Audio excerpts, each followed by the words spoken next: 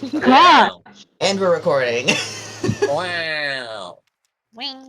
cannot believe you. I was distracted by rat talk. Oh, good lord. Listen, maybe it's a muskrat. Maybe that's what the thing is. Okay. So, Lilith, Muskrats. what's she doing? If anything, she'll just mostly just take a walk, just around town. Probably look at the job board just to see if there's anything other than the thing for the cats. Okay. Another curiosity. So as you're walking around town, the town is pretty lively because you slept in later, much later than Nike usually do, but it's still early. You see the general crowd of crowds of people all getting around in magical memes. Once you get to the job board, you see that there are a number of jobs besides the cat one.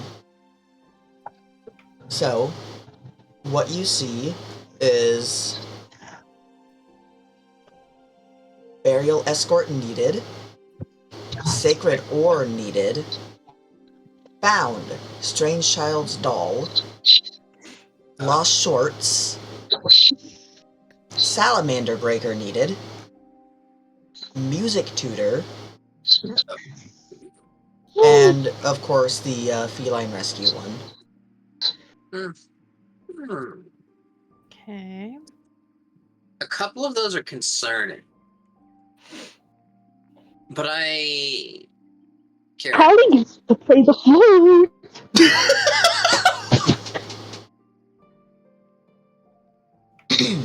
Hmm. Um. I'm gonna look over the burial escort, just like looking over it a little closer. Just like, wait, did I read that right? So, on the burial escort needed job, the details are as follows.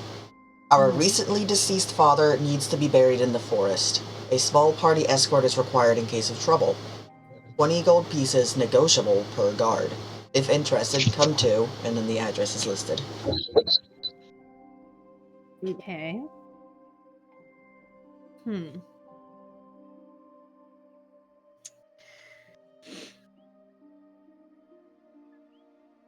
And then I'm gonna look at the music tutor one a little bit more closely. So, the details for the music tutor are... My son Stevie wants to be a bard, but the kid has absolutely no talent. I want to enjoy my time at home without the shrieking of his horrible lute destroying my peace. I'll pay you 10 gold to give him some lessons, and if after a couple his quote-unquote music becomes less painful, I'll give you 100 gold bonus. Contact John Harris at, and then the address is listed. She's proficient. And Lilith is proficient with a viol, so that's um uh,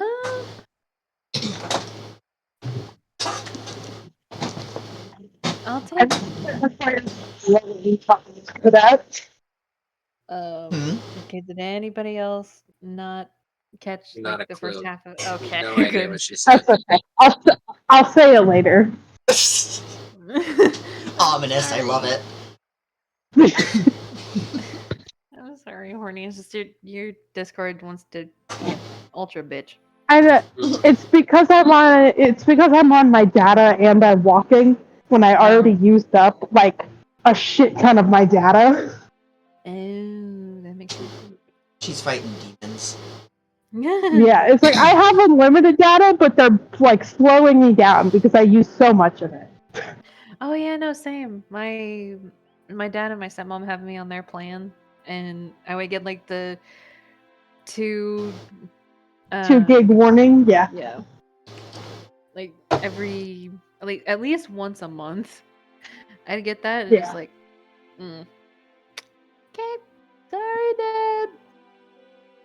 Anyways, I will definitely take note of the music lesson one, and just to clarify, it was the music lesson, burial, and which other ones other than the cat?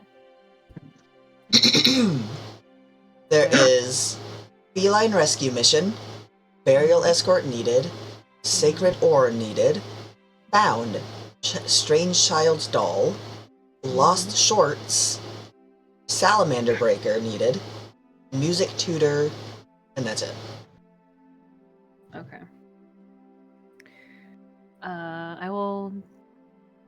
I'll take note of each one, and I'll walk back to the inn just to check on Annie and Tolly. Okay. So how many hours did you sleep? At least 8, but how many on top of that? Well, for Lilith, a long rest is 4 hours.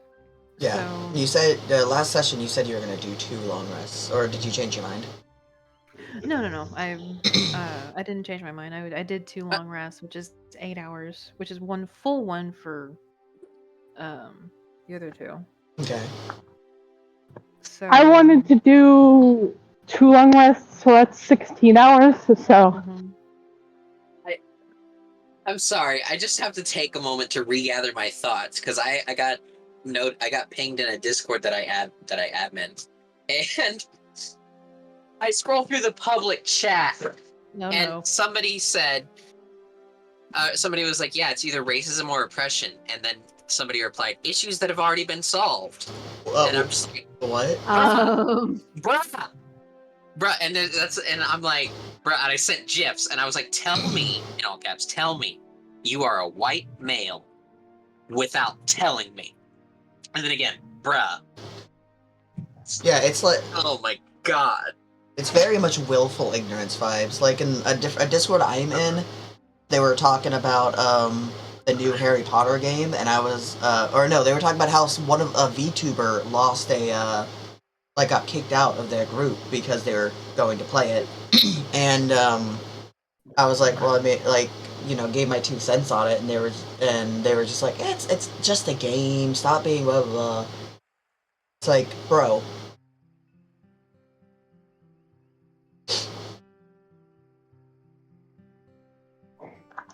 Hang on, I'm just typing, you know what, I'm playing D&D, you guys ping me if anyone Needs to be kicked.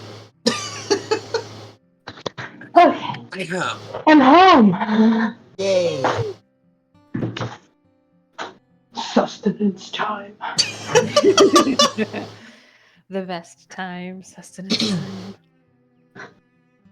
Okay, so... Also, where was I? Yeah, really, anyway. really quick, what I said earlier was Tolly plays anything that requires blowing. Oh my. Oh my. The flute. The lute. As DM, I'm not supposed to pick favorites, but... God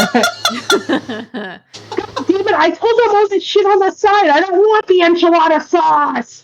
Motherfucker. Oh no. God damn it. Everything's fine. Okay, so, Lilith. Yes. At least 8 hours is how long you slept. Did you sleep more than that, or did you get up right at, after 8 hours? I got up right after 8 hours. Okay. So we'll say that walk, if you were, being super leisurely about it, couple hours? Yeah, You're, really taking your time? It's a big town. Yeah, but you're also pretty close. Yeah.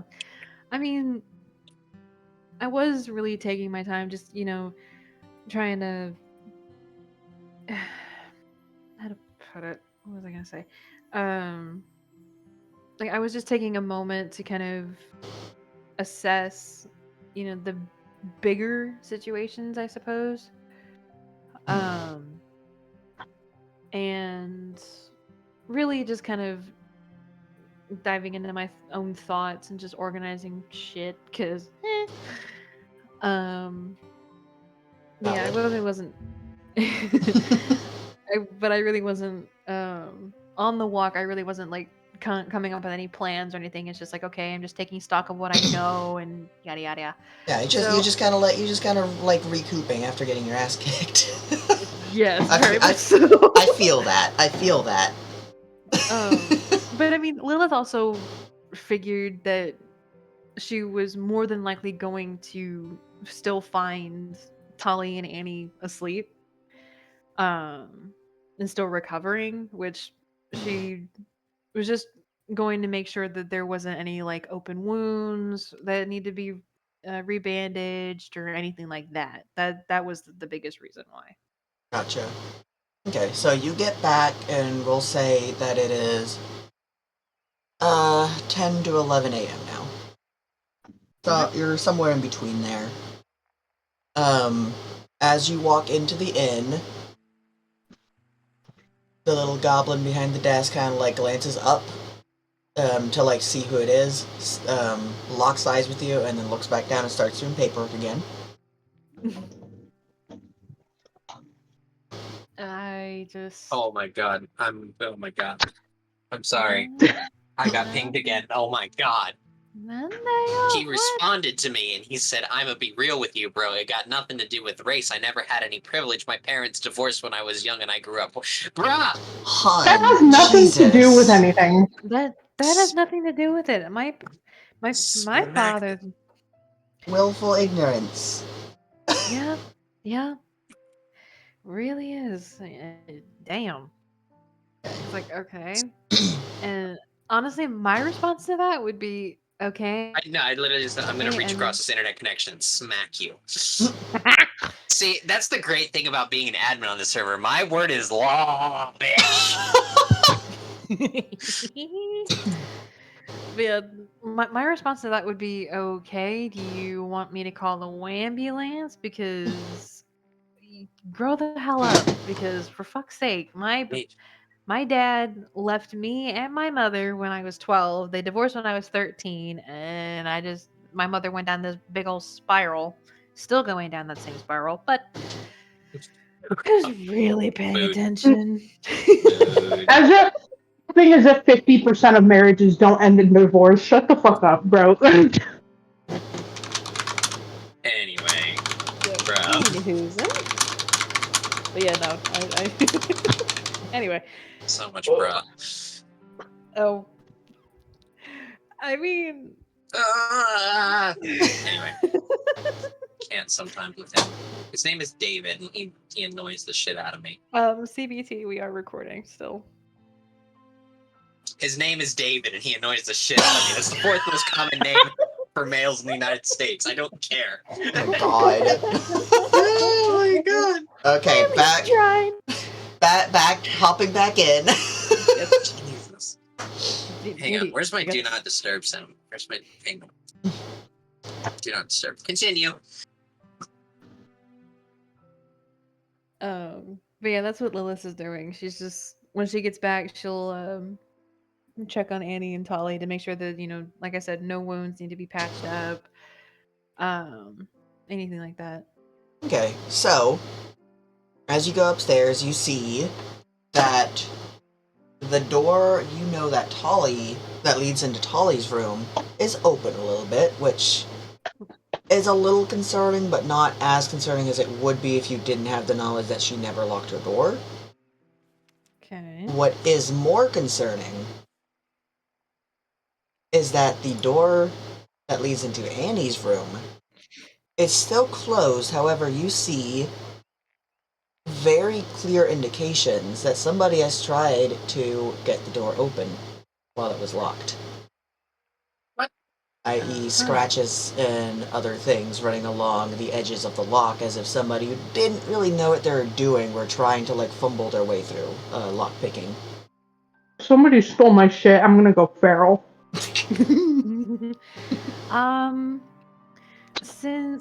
So I'm gonna at least attempt to open Annie's door just to make sure that it's locked. Because I know what you said, but Lilith is just making sure. Valid. The door is still locked. Okay. With that in mind, she's going to. So she did at least have her dagger on her as a form of protection. And she's going to draw her dagger and kind of keep it close to her as she goes over to Tali's room and kind of. She's trying to be stealthy about it as she tries to sneak a peek through the open door just to see if there's anybody else inside other than Tali. Okay. So as you peer in, you only see one person inside the room, and that is Tali. And she has kicked the blankets off of the bed. She has one leg kind of like 1 foot on the window, 1 foot like hanging off the bed. She's got one of her arms above her head, the other one's like scratching her chest as she snores. And I am naked. Yes. Nothing that Lilith hasn't seen before at this point. You're welcome. Oh, jeez. Anyway, I'm going to quietly try to make my way in just to see if I can tell if anything was taken. Because no, blah, blah. Oh my god, I can't talk. Blah. Because Lilith has been traveling with Tali for so long, she would at least know that Tali keeps a very close eye on her things. So she's just trying to give a helping hand in that, even though she more than likely knows that she's going to be the first suspect. Okay. Roll an investigation No. then. I mean, If it was Annie, Annie would be the first suspect. If it's Lilith, she'll give her the benefit of the doubt. oh right, like how she gave her the benefit of that with the coins.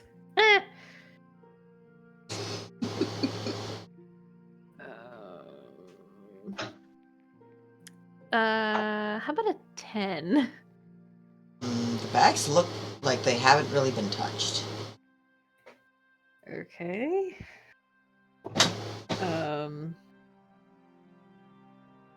Huh. Are there any like closets in this or in our rooms? There are no closets in the rooms. There's just the bed, little night table with the pitcher of water, and then like a little empty like drawer kind of thing. Okay. Huh. There wouldn't be space underneath the beds, would there? Just a little bit. They are off the ground. Okay, but how far off the ground? If a average-sized person really wanted to, they could squeeze under the bed, if that's what you're asking. Okay, because I was gonna have Lilith look under the bed to make sure that she doesn't see anybody. Okay. Because again, she's trying to look out for her friends at this point. So describe to me how you do this. Boy.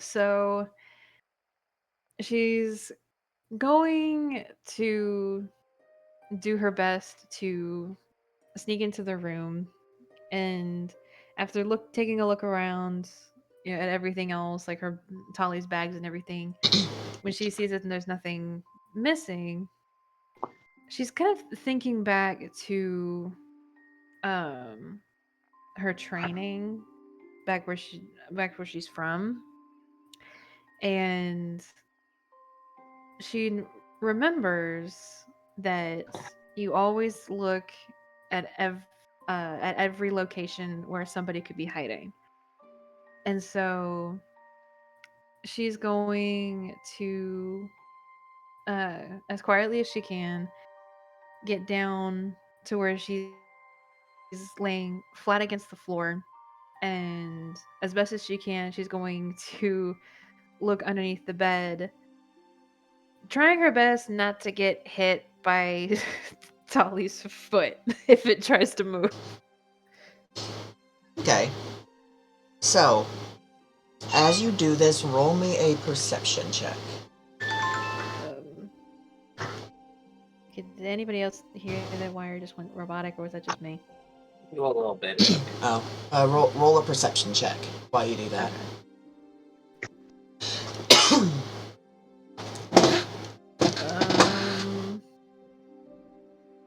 my god. Can this... Okay. I swear my friggin' D&D Beyond was starting to really piss me off earlier. But okay. 15? 15, okay.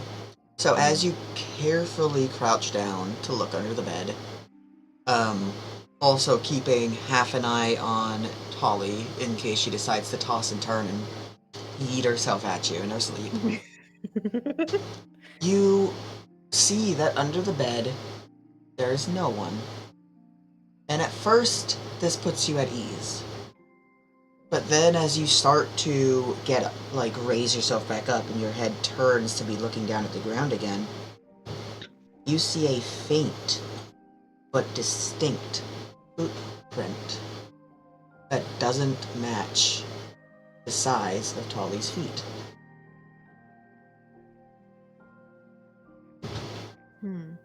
So someone was in here. Not only that, but it's facing as if it was walking away from Tolly's bed, not towards it.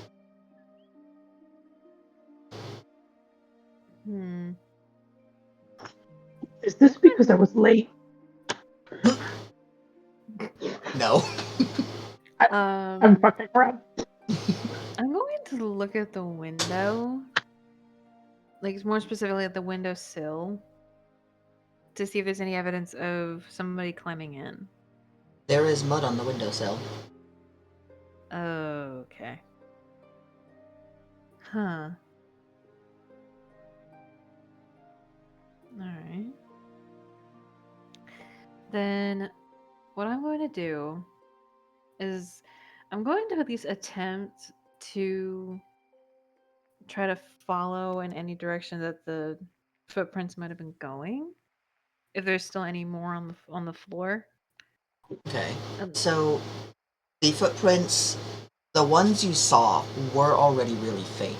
Because the majority of the mud is on the windshield, and they stepped onto the bed, it looks like, as they were making their way to the ground, because there is also mud, on the bed. Lovely. Tolly's gonna be mad about that. So you can tell that the footprints led towards the door, and you can follow them about halfway there before they kind of cease to be seeable.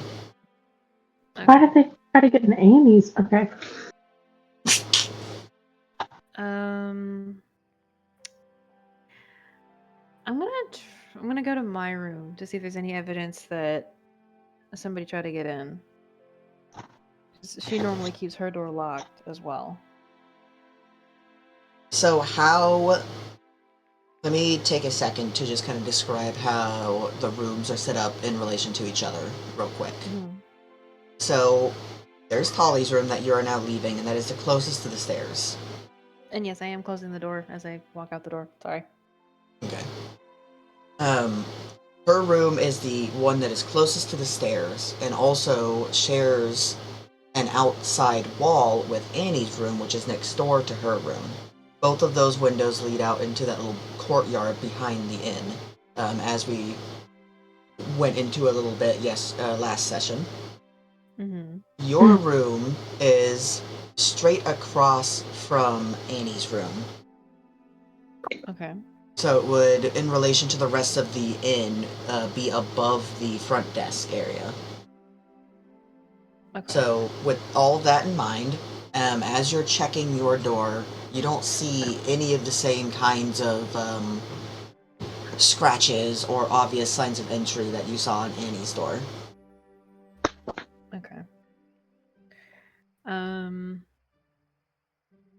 I will carefully unlock it and slowly make my way back into my room to see if there's any evidence that someone tried to get in through the window.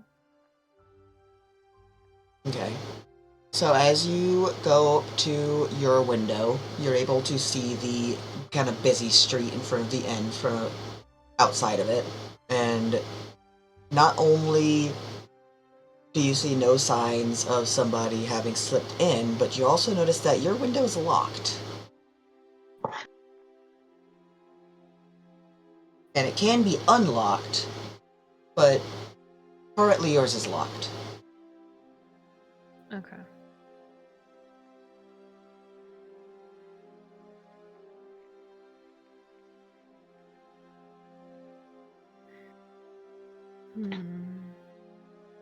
Trying to think.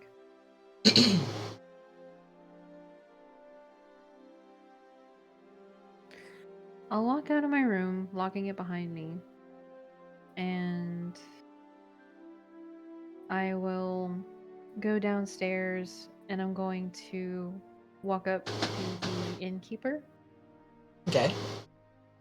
As you approach, she hears the creaking of the stairs, so as you kind of reach the bottom and are rounding that corner, Shell looks over at you and goes, "Leaving again so soon?" No, I was just rather curious on if there was anyone else besides us in the inn. There are a couple other people staying. Why? Well, I couldn't help but notice something when I went to go check on my friends, but I'm sure it was nothing. I'm probably overreacting. She I just didn't cocks her know. head. I just don't know if anybody had left after I did when I went on my stroll a couple hours ago. Well, I believe there was only... Let me check. And she kind of looks under her desk and fiddles around a little bit and then pops her head back up and goes, "No, you were the first one awake. In fact, the other two tenants are still in their rooms as far as I know." All right then. Thank you. That is all I needed to know. She kind of looks to the left and right with her eyes a little nervously and goes, "Okay. Good luck." Thank you very much. Have a wonderful day. You too. Then she kind of goes back to doing the paperwork.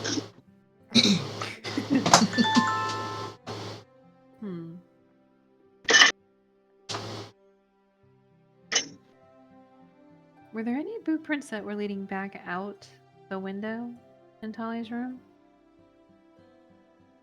Inside of the room, the only ones you saw were the ones leading about halfway going away from her bed. But at that point, it was just you could no longer discern the footprints because all the mud had been kind of kicked off. Okay, I'm just making sure. Huh.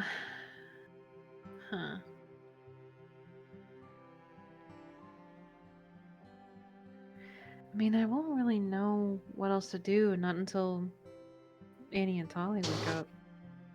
But I know it's gonna be quite a while, so. I mean, we can do a time jump if you ever decide you want to just have your character kind of idly do something while, you know. Yeah.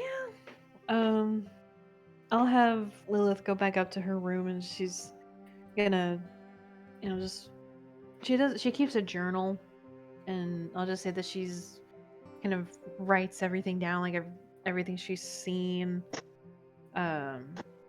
Make sure to add the notes, the mental notes of each job that she saw on the job board, just to have a record of it to bring up to Annie and Tully.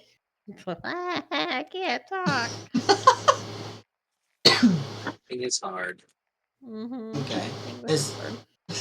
Is there anything else you would like her to do, during this time jump? Because it's going to be a substantial jump in time. It's going to be another 8 hours. So.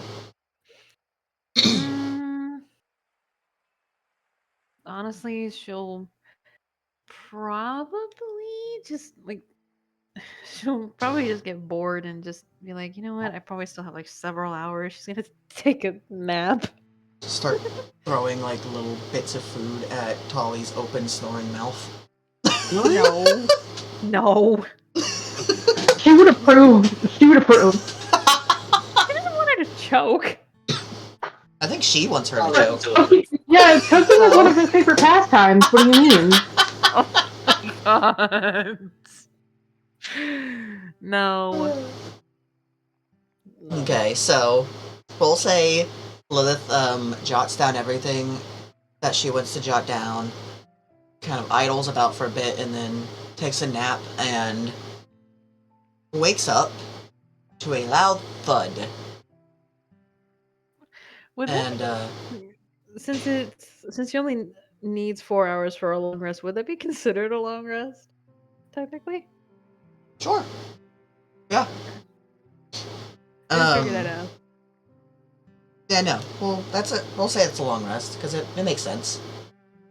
Okay. Now she's woken up by this loud thud, and when Lilith wakes up to this loud thud, Tolly also wakes up to a a pain in her face as she realizes that she is on the ground next to her bed. When Lilith hears the loud thud, she'll jump. Just God, what? Ugh. Okay, what the hell? And she'll get up. And really quick, as she's getting up, she just hears Tolly go, "Hey yo!" like loud as fuck.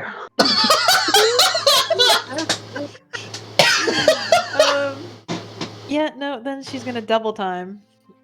And sorry, as Lilith is double timing, Annie, roll a perception just to see if that woke you up or not. We'll say if you get above it was a yell and you're right next door, so above a 12, it'll have woken you up. He said perception, right? Yeah. Yeah, and he's gonna be awake. Let's roll. It's a 21. Okay, yeah, I figured. And he does perception. You would have to roll a 1 to not, like, meet that, I'm pretty sure. What would I need to roll? I'd need to roll a 2. I can roll as low as a 2. Or as high as a 2, not me. Yeah. huh? So, Lilith is currently rushing to the room. Annie wakes up to the sound of Tolly going, "Hey, yo." Annie's gonna get out of bed slowly and like drowsily, like barely moving, just like walk towards your door. You'll probably see Lilith opening the door to Tolly's room. Annie opens her door, just like, "Hey, yo." You both see, looking into Tolly's room, Tolly has one knee on the bed, her face smushed up against the ground, with her ass up in the air and her other leg kind of like bent, so that her foot is like over her head. And she, what does she do, Tolly? I'm gonna.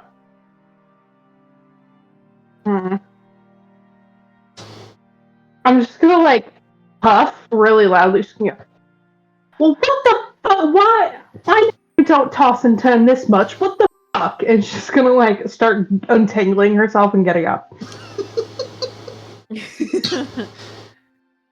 Are you all right, Tolly? I mean, I fucking guess. I don't know how I ended up on the floor. I mean, I tossed and turned, but Jesus Christ. There's no Jesus. What would the equivalent of Jesus Christ be? Like, any of the gods, I guess? Yeah, I was gonna say, I think it depends on you. She says a random god's name. I'm not gonna look into it right now. Real quick, before the dialogue continues, Lilith, roll me a perception, perception check. Okay. Let me know if it's above a, 16. Yeah, that's a 22. The window's open slightly. It wasn't Yeah. before. Yeah, because she would have known if it was open. Okay. She's gonna swear under her breath in giant before, kind of making her way over to the window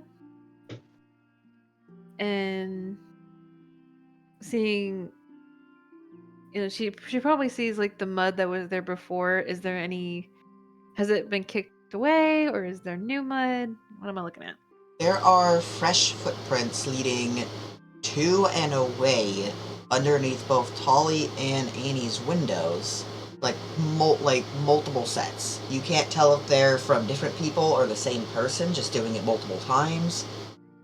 But there are definitely more than one set.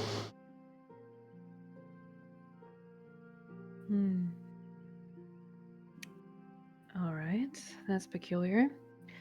I would suggest you two check your bags. What the fuck? Why?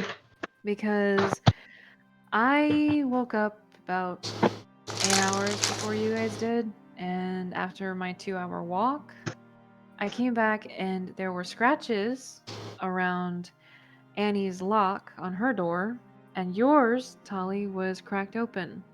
When I walked in, there was mud, at least a little less mud, on the windowsill, and unfortunately a bit on the bed. Somebody has been breaking into your rooms.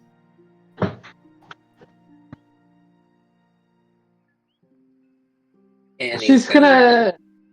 Hold on, really quick. Tolly's gonna get up. She's gonna look at her window. She's gonna look at Annie and go, "Did we lock your window after you flew out of it to fix mine?"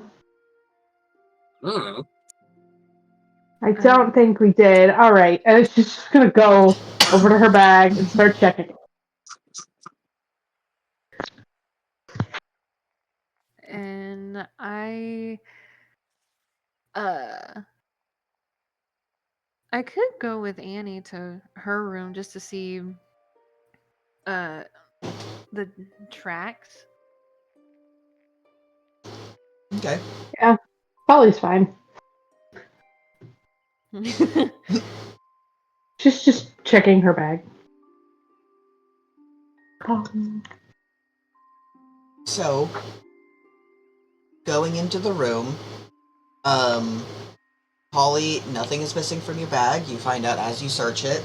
Annie, if you search your bag to check as well, you are also missing nothing. And Lilith, you said you're going to check the windowsill and stuff for tracks? Yeah, in Annie's room. Okay. There are no tracks in Annie's room whatsoever. And as you're kind of investigating the windowsill and stuff, you see that Annie's window is indeed locked. But we saw. Maybe somebody tried and then they saw it was locked and fine. Fair enough.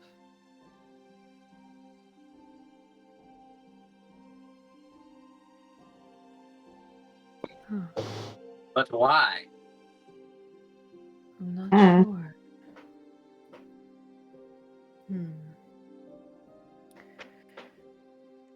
This is peculiar. Sir. Annie is going to look closely at all of this. Be like, Then as she looks around her room, she's going to slowly start investigating the things closer to her bed, and then just fall on it.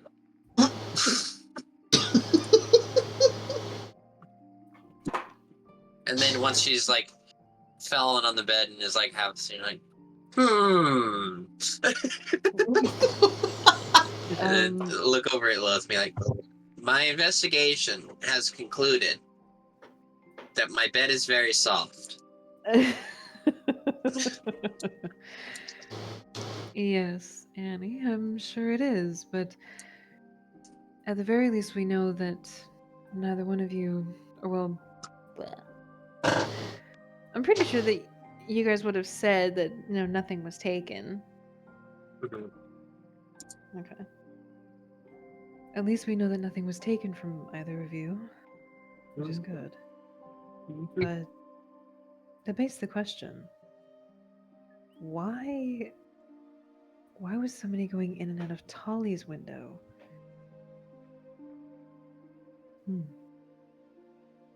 Very good question. And you seem a little too exhausted to really put too much thought into it.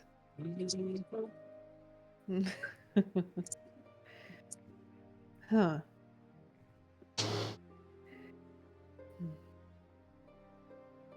I'm gonna walk back into Tolly's room and say, can you think of anything for why somebody kept coming in and out of your room?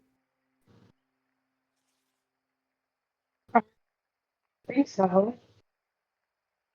Maybe it was that little shit, the fucking thing that kept haggling us. But then he healed us when we came back into town, so I wouldn't think so. I haven't messed anything up yet in this town, so I don't know why somebody would need to be coming in and out Yet. or try to get into Annie's room. Yet. Just was the key word in that statement is Yet, as a precaution, all right. I don't fuck shit up on purpose, but sometimes people get too many feelings when I want to have sex. Okay, and that's not my fault. That's fair. All right. Well,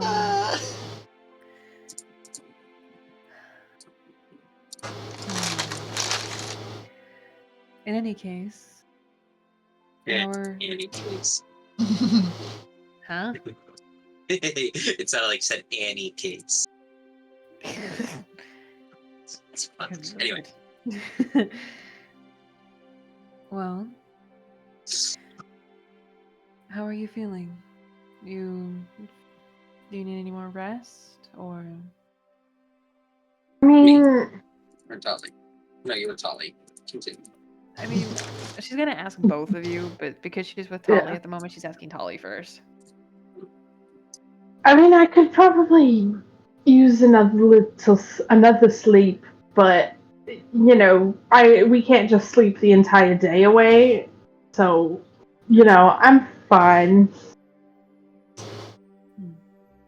If you're sure. We need to figure out what the fuck is going on with these muddy footprints. That is definitely true. Why don't you go on ahead and get dressed? I will go check on Annie. I need to get dressed. Yeah, She says, as if like putting on clothes just didn't even cross her mind at one time at all ever. So, well, Tolly does that. Lilith is gonna turn around, walk out, close the door behind her, walk back over to Annie's room, and she'll knock before she'll try to open the door to see if Annie might have locked it again when Lilith left. Annie didn't get up. Okay, so the door will be open. But Lilith will knock before opening the door, just kind of peeking her head in. Annie? Mm. Are you feeling all right? Do you need any more sleep? Oh, tons, but I'm not gonna get any right now, so, it'd be like that. Well, if you still need the rest, then to recover. No, tally ho, let's go. No, getting up. All right then. I suppose we could maybe look at the job board. I looked at it earlier. From what I remember, there is a job that, of course, was the feline rescue. But then there's also a burial escort. Um, there was a salamander breaker, one, and a few others. I mean, we could try to see if there's anything simple to do. Just Okay, to sounds good to me. just to earn a little extra coin, and while we're out, we could try to see if there's any evidence we could find about why somebody was trying to sneak into the rooms. Yeah, that might be good. Yeah, we should. Probably a good idea. Tully's gonna walk back in. She was like eavesdropping after, like while she was walking in. She goes, "We should probably go find that lost cat because we told them we would, help like 2 days ago." Oh, that's true.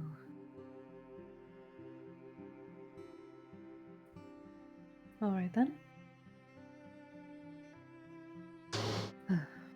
I suppose we'll need to bring our gear, so Easy peasy. I will say that Lilith wasn't necessarily wearing her armor. Because I mean, she usually wears just like a cotton shirt, regular trousers, boots, and a corset. But she'll walk back into her room and put her armor on, and uh, grab her other weapons, not just her dagger. Okay. Oh, she likes to be comfy.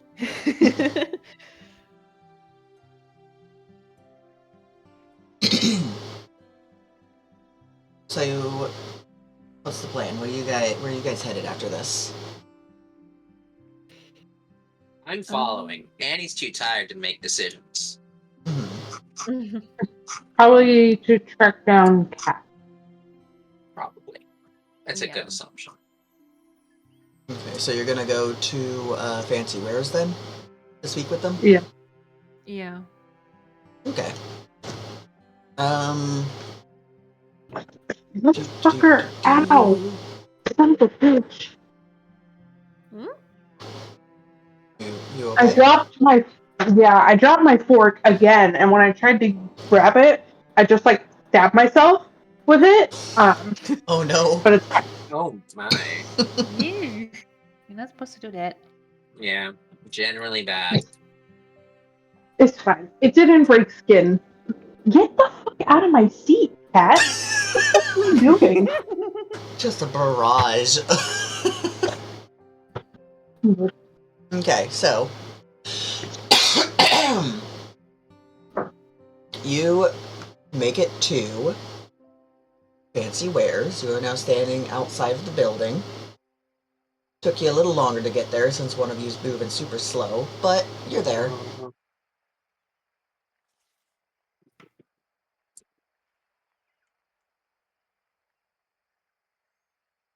And Tully's just gonna walk in.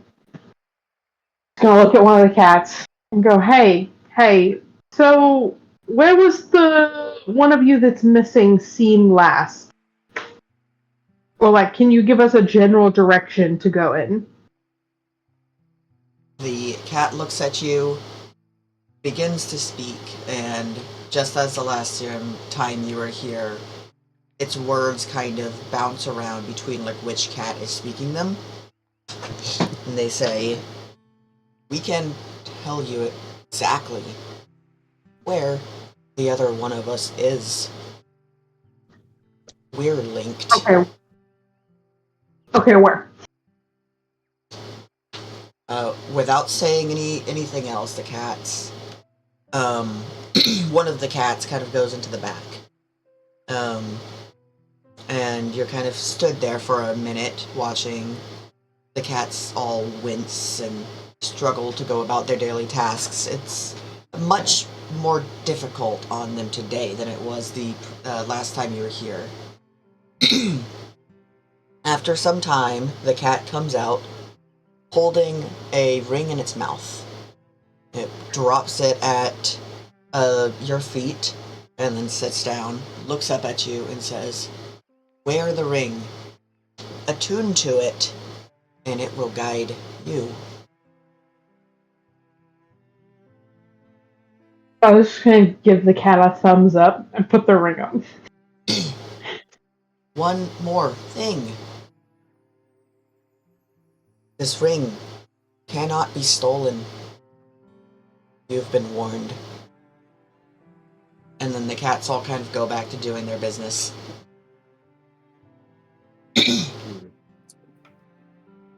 Concerning. All right.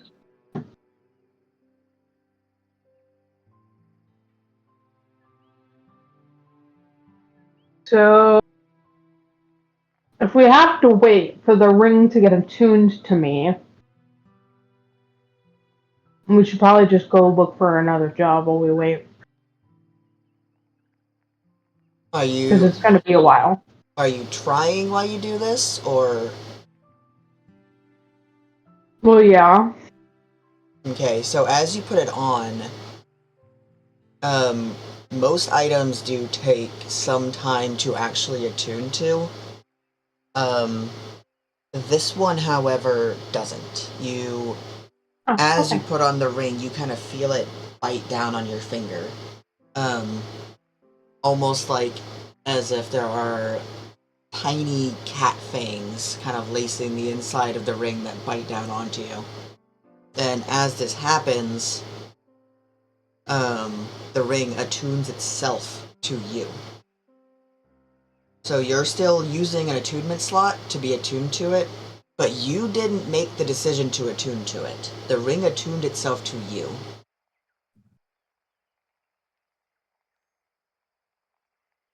Well, look at that. A smart ring. Anyway.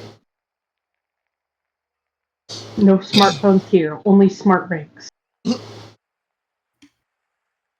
Sally's just like, oh, well, that was weird. It's already attuned.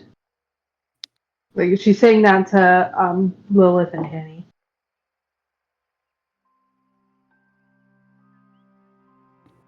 Well, that's rather convenient.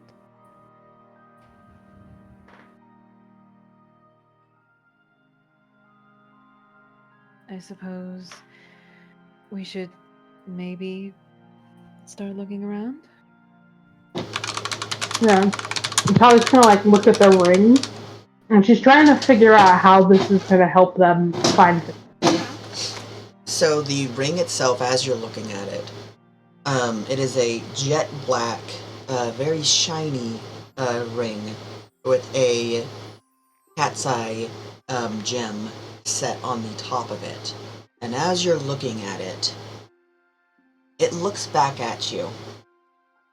And you feel a little bit of your energy leave you. Not enough to impact you, but enough that you can feel it leave your body. And as this happens, Lilith and Annie, you both see a phantasmal cat appear on Tali's shoulder. Well, that's certainly something. Holly's gonna like look to see what Lilith is talking about, and like her if it's on her shoulder, she's gonna like do like she's looking to her side normally, and then she sees something on her shoulder, and she like cranks her neck back because she's like, oh, whatever's on my shoulder, fucking, I don't want to hit it with my face.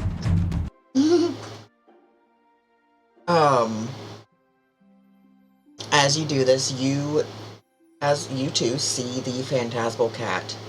The cat turns its head to look at you, and its jaw kind of opens. It doesn't open and close as it does this. It just opens. It kind of stays open as it stares at you, and in your mind you hear, what is your command?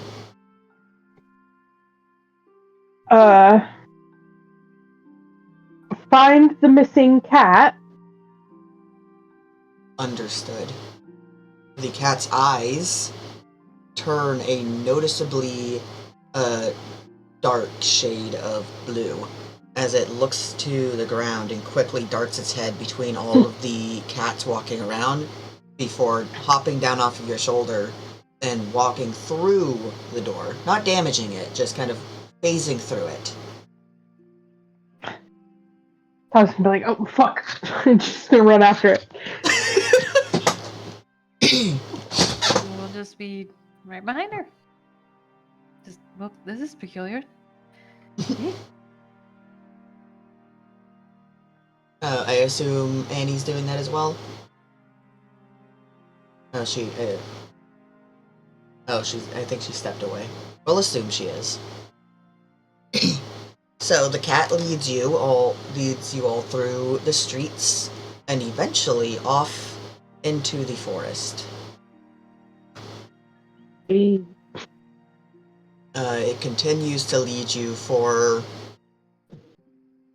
a good, what feels like an hour, before it stops at the top of a incline and sits down, looking out a old derelict tower. It then looks up at Tolly, drops its jaw again, and in your mind you hear, "I have done my task. I now sleep." Before the cat, dematerializes. Alright. Well, it would have been helpful to know where in the tower, but that's okay. It's in here! So, at this point, all of you guys, we can hop into roll 20. And do I need to send another invite, or do you still have the invite? Can someone screen share again? Because I'm on my phone and Roll20 does not like phone. Perfect.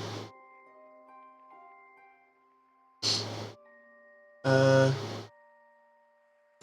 me just move these so I can see again. So you guys, I'm gonna move your pieces real quick, but you guys can actually put them exactly where they are on the map. But this is the incline that you guys are on, in this bottom left-hand corner. So you can move your pieces exactly on the incline where you are.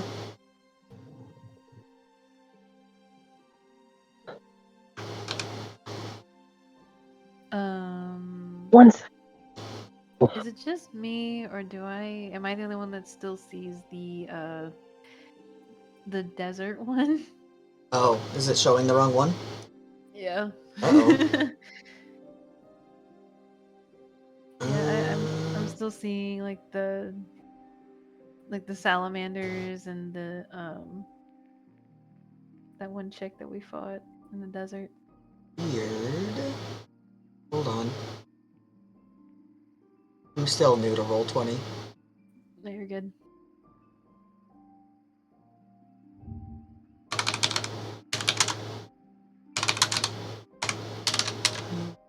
To get players to new map.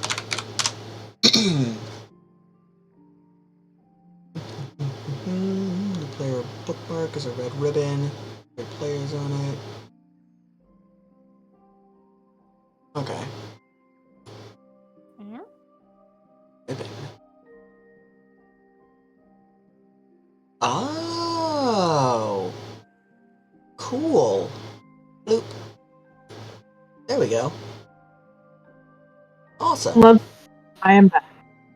Welcome back. Welcome. Okay, now you should see the new map. Correct? Okay. Nice. I love we're all just floating heads as far as our counter.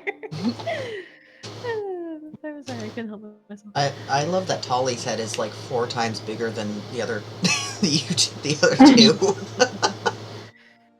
As she deserves. Okay, It's because her ego is 4 times bigger. Also, I apologize for the random squeaking. There's a metal bar on my kind of like a footrest in my desk, and every time it moves, it squeaks. You're good. I haven't heard it. I would sometimes see my thing light up every time it squeaked. It's like, I'm sorry. CBT, do we need to pause? Because we can wait until you're able to speak again. God dang it! I Oh. muted it to listen to my mother's voicemail, and I forgot to unmute it. I haven't said much, to be fair. Oh She's no! commenting on Roll20.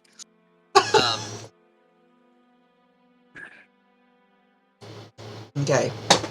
You guys go ahead and put your pieces where on that incline you're going to be starting at. I'm gonna go refill my water bottle, so I won't be able to speak, but I'll be able to hear you. So where you guys are right now, like that incline here, like this is where you're starting. So anywhere like on this incline. Okay, because I didn't know if you meant like this incline up here. I was like, isn't this a ridge? Yeah, no, you're good. I'd say I think I'm about right there. I also need to put something away, but thankfully I can bring my asset with me. It's not that far. Can you move Tolly to like right in front of you? I unfortunately cannot move Tollies. I know that Wired will be able to once they get back.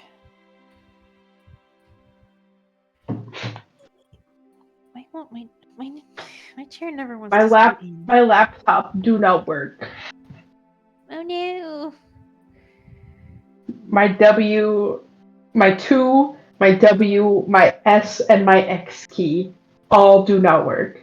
So I just don't turn my laptop on anymore unless I want to draw, because it doesn't require my keyboard. Oof. Okay, now where did you want Tolly to be? Like, right in front of where Lilith moved to. Like right kind of here? Yeah. Okay. So, looking out at the space before you, if I did this correctly, you can't see what's inside of the tower, right? No. No, we cannot. Perfect. Then everything you see is what you see. The tower itself is a circular stone tower with a wooden door on the front that looks like it's kind of been retrofitted onto it. Well, I would start heading towards the tower. That green and that yellow that you see outside of the tower, those are humans that are just kind of like talking to each other. You can't quite tell what about though. Oh, let's go talk to him. Yeah, I am currently away from my computer at the present moment, but I will be back there momentarily. Talk to the people. Okay.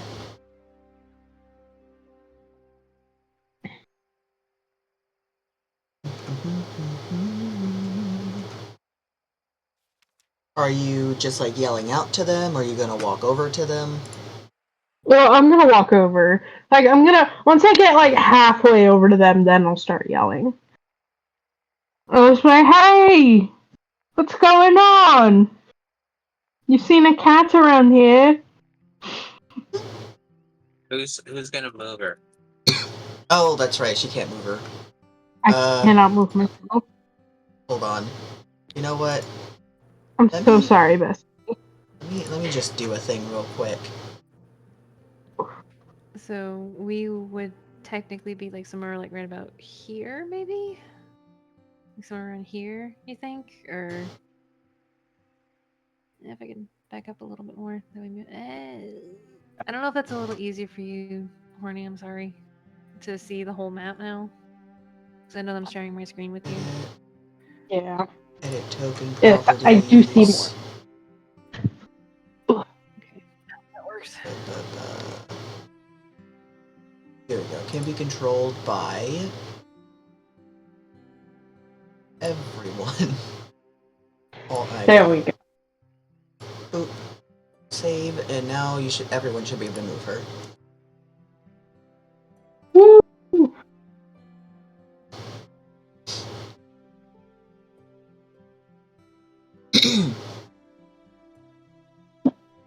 Okay, sorry, give me 1 second just to finish setting something up here.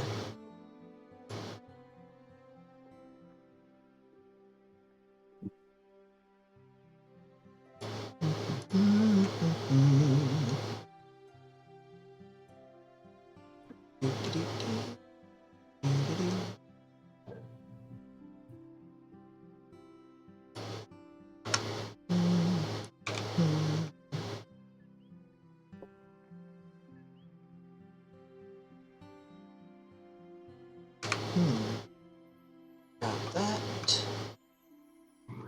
Perfect. Okay. Okay, so you fly over, and what do you say? I go, hi, hello, have you seen a cat around here? So as you're flying over, they both just kind of like look at each other, and one of them, in a lower voice, goes, "Did that fucking bird just talk to us?"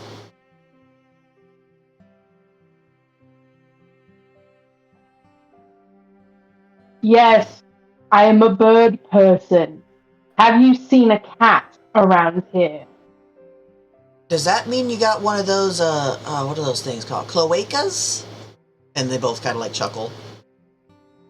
Yes, I do. If you would like to try it sometime, find me later. I'm a little too tired for sex at the moment. However, I am looking for a cat. They both like immediately stop laughing when you say that, and both just kind of like look at each other, throughout the rest of your sentence. Yeah, you'll just see Lilith just facepalm, just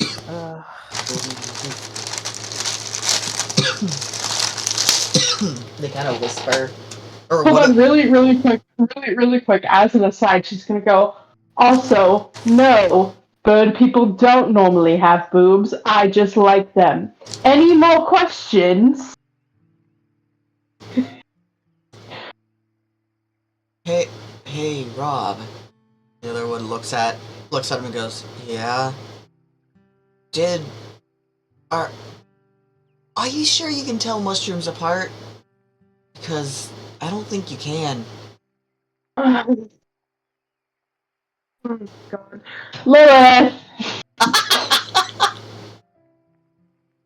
what? Oh wow, you're already. No, you come over here and talk to them. They're too distracted by the fact that I'm a bird.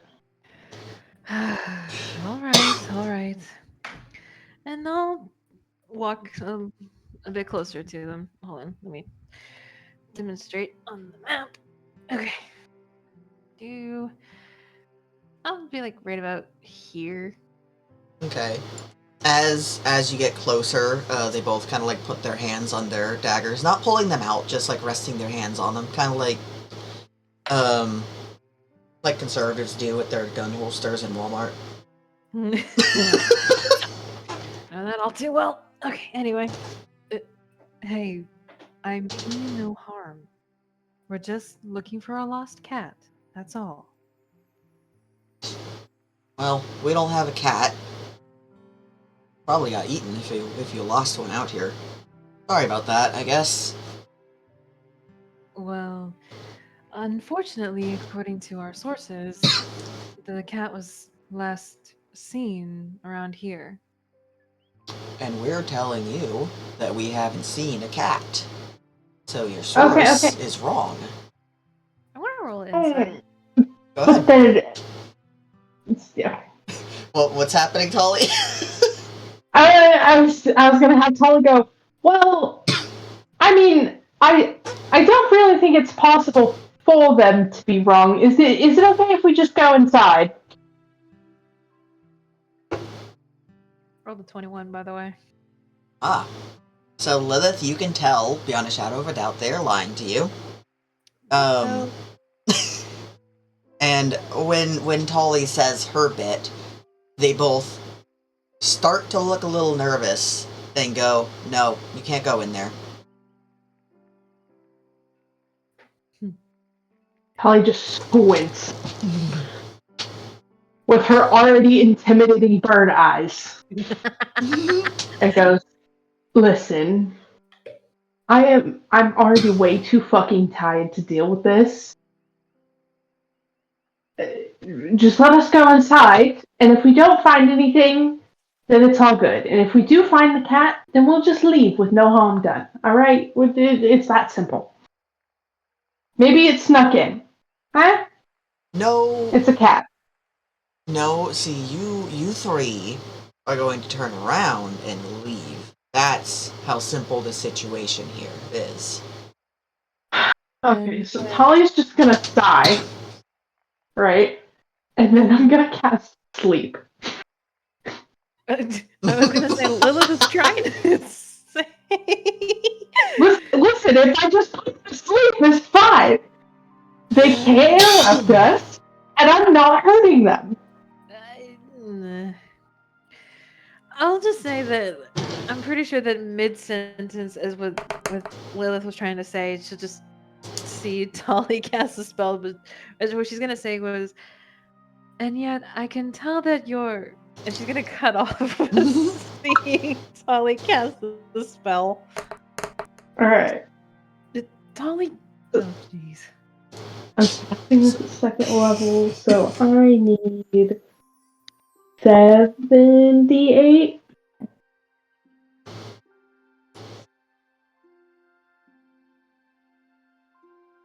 That is 43 hit points. 43, you say?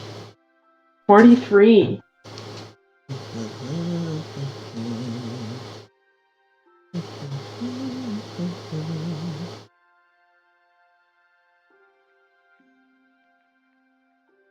So they both fall asleep. Hell yeah. as you're beginning to cast it, they both pull their daggers out like they're going to charge at you, because it does take some wind up to cast a spell. But yeah, you're fast enough so they only manage to get like a single step forward before they just pass out and fall over. Holly just goes, alright, well, it's dealt with. Let's drag him off into a bush. Why do I even bother so much? Listen, this is a lot better than fighting then. I agree. I do. Let's just hope that we're only dragging them into a bush and not doing anything else. Something happens to them after we drag them into a bush. That's not really my fault. And Just gonna start dragging one of them. Just dragging. Take the other. Okay. Okay. So where are you dragging them? Just to like a nearby bush. It's like maybe somewhere like up here or. Hold on, sorry. Let me zoom out. Where? I was thinking like either up here or like somewhere over here. Okay. Probably over here would be a little bit easier. That way we're still close to the tower, and then. These like black circles, those are like trees. Those are like tree stumps, or not stumps, but you know, those are where trees are. You're just not like seeing the foliage. Okay, like that. I think it would be more funny if they were on top of each other. Like, yeah. Tolly just finished dragging. There you go. Like, Tolly finishes dragging one, and Lilith just drops the other right on top of him. Beautiful. Absolutely. See, this one has a little bit of a sense of humor.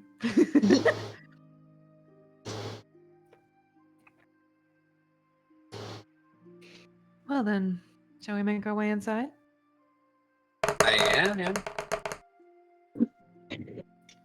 like standing in the background watching the whole thing. Yeah. I was about to say, poor Annie's just like, yeah, okay, this is happening. Yeah, Annie's still at 2 levels of exhaustion, huh? Yeah. Tolly's at 1.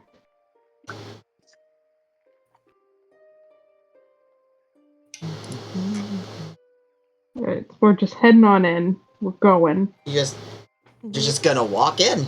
That or Well, Yeah, Tolly's tired. She has no forethought at all. oh crap.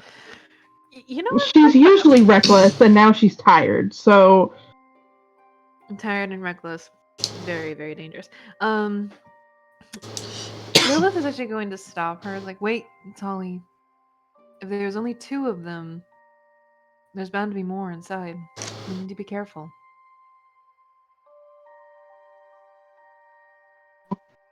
Fine. I understand that you're tired, but we just need to be smart about this. at this point in time, all 3 of you hear the scream of a cat, followed by some laughter. Okay. This makes Tolly very mad. Yeah, no, and it's making Lilith just as probably like either just as mad. Yeah, no, just as mad. Sorry, my I can't English today. No English for you. Nope. You know what? Lilith is actually gonna look at Tolly and be like, you know what? Fuck it.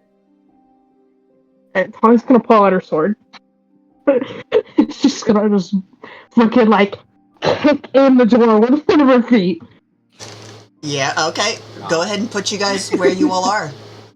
I don't even know where is the door on here. The door Right here. is right here. Oh, it's this thing. Okay, I kind of It is- figured. Actually, I don't feel like Annie would even have moved much. Just gonna- Lilith would be like right, like sort of kind of behind Tolly because Tolly was the one kicking in the door. But she'd be like right behind. Okay.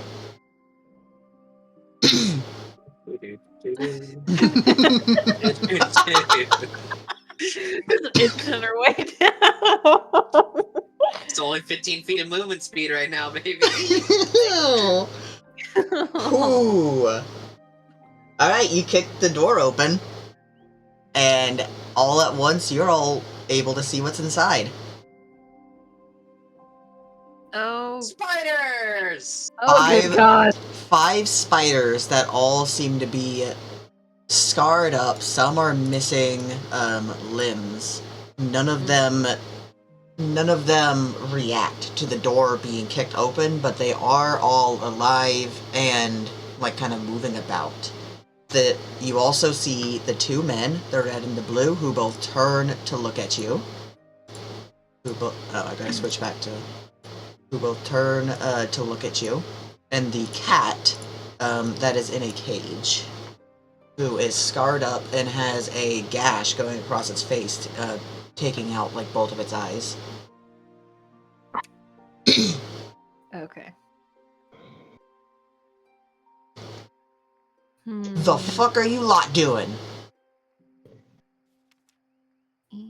Getting that cat, you useless fucks! What do you mean? Do you have nothing better to do than sit here and torture a cat that has a hive mind to a bunch of other cats? You're torturing like 50 fucking cats. So as you say that, one of them takes a step back and calls out, "Line up, formation!"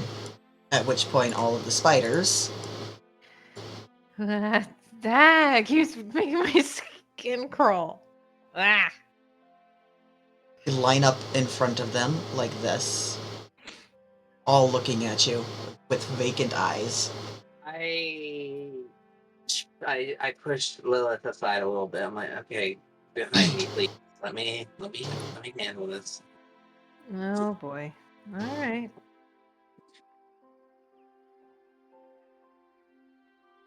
I'm gonna talk to the spiders. I'm gonna be like, hey, look, I know you're just following commands and all, but we can be chill about this, all right? Oh boy. This is all set in Arachne. So, as you say this, the pink spider climbs over the blue one, looks Okay, at pause you. really quick. I have to deal with something. Hang on, like 2 seconds. It's stupid.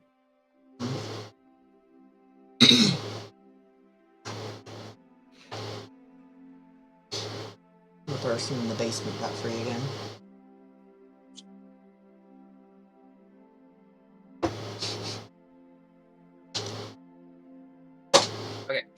Continue. So that spider crawls over one of its other spiders and looks at you. And in Arachne says,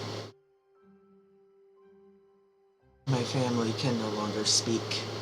I am the last who still has the ability. Whatever you're going to say, it doesn't matter. Because after you're dead, if we haven't followed orders, we'll be tortured more." Hmm.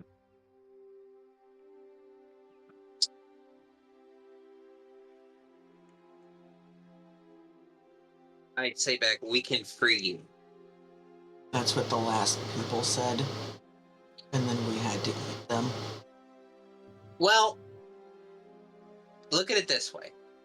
At the end of all of this, either you'll be free, or you can eat us. I'd rather keep my 7 legs that I have left.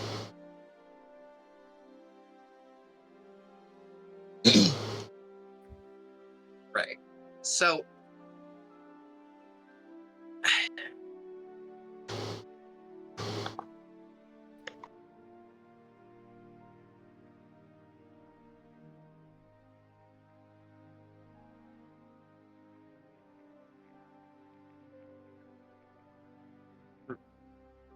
I'm gonna turn to my friends here and I'm gonna be like, these spiders are not here willingly.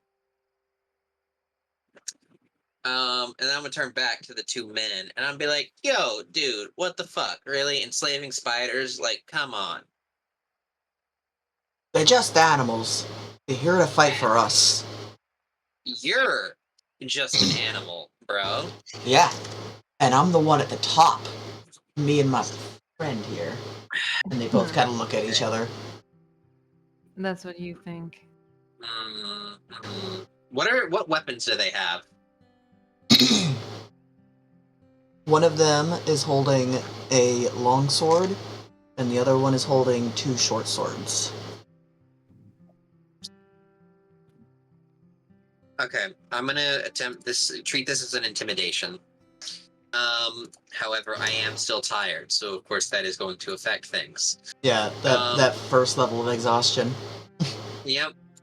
So we're going to take out one of our serrated arrows in one hand. We're not going to threaten anything. We're not going to actually put the arrow on the bow, right? We're just going to hold the bow in our left hand. We're going to hold the serrated arrow in our right hand and be like, look. Have you ever talked to the spiders? And I like gesture with my weapons while I talk. Are you aiming the arrow at one of them? No. We're just holding. We're just holding. Okay. I'm not pointing. Have you ever talked to the spiders? So as you're doing this, the spiders crawl onto the 2 men here, and kind of like wrap themselves around their bodies protectively. And then one of the men goes, "They're fucking spiders. You don't talk to bugs." I very obviously just did. You very obviously just made a bunch of wet clicking sounds. So did they.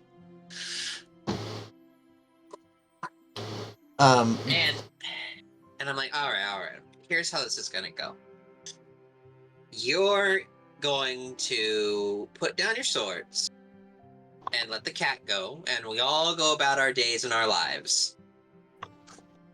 Or, you see this arrow right here? You see how it's all really shiny and sharp, and it's got these real little neat little ridges on it? I'm going to shoot you with it, and then I'm going to rip it out of your head and stab the other guy with it. How do we feel about that? Make an intimidation. Damn. 6. Mm. Oh. Yeah, no. A 19 and a nat 20. Oh, fuck. They both look at you, they both narrow their eyes at you, and they just both start laughing hysterically.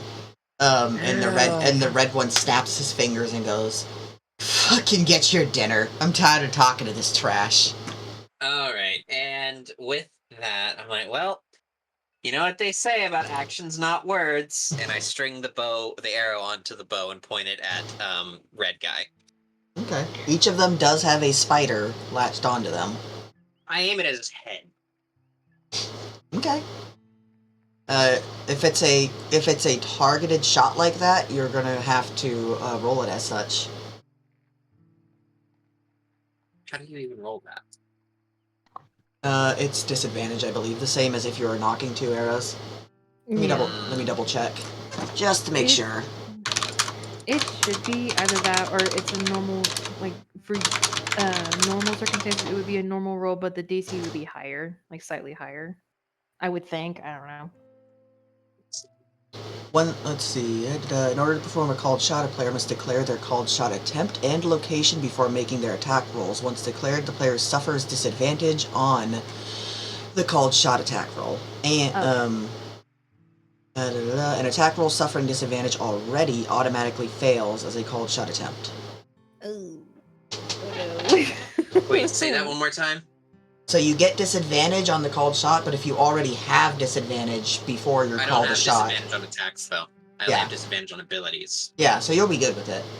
But, Annie can always shoot her bow.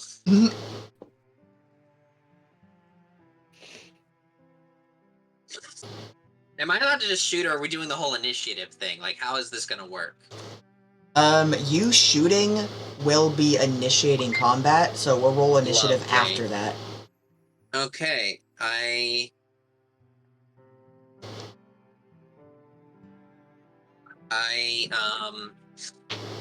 so, let's see, how are we going to do this? So, I would like to remind everyone that the span of a turn is generally accepted as about 5 seconds. So what's about to happen is going to be pretty impressive. Okay. Because Annie just loves showing off. Let's see. I just gotta plan it out really quick. Give me like 5 seconds.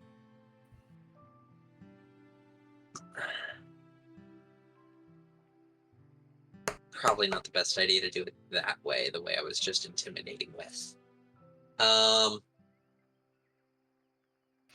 So let's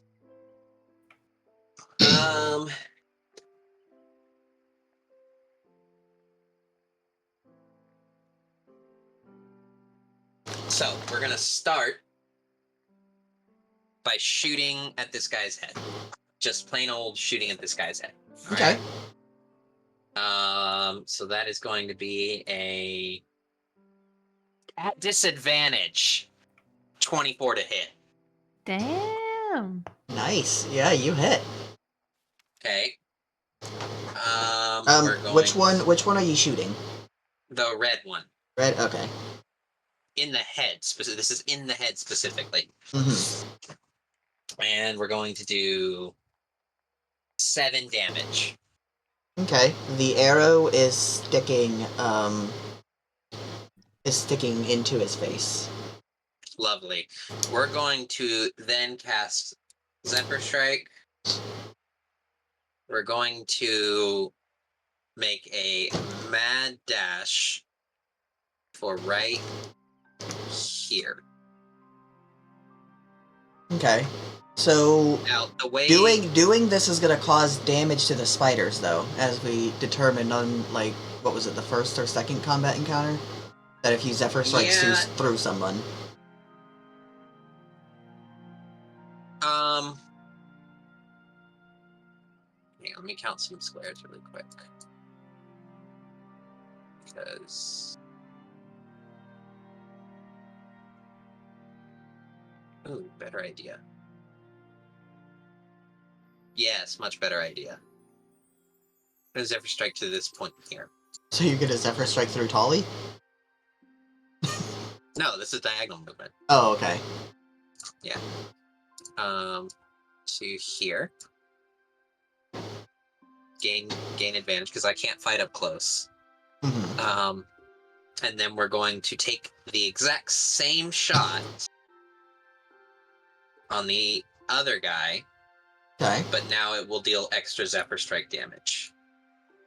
Does it still work if you're moving away? Or I guess you're stationary now. Okay. Yeah, you're good.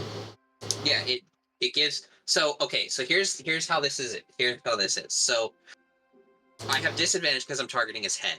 Mm-hmm. All right. Zephyr Strike gives me advantage, so it cancels out. And that attack will deal an extra 1d8. Gotcha. Okay. Okay. Roll. So rolling 29 to hit. You hit. For 15 damage through his head. Okay. This one... Let's see, you said 15 altogether? Mm-hmm. Okay, this one does not stick into his head. Instead, it hits his forehead and ricochets slightly and slashes across his face. Unfortunate for him.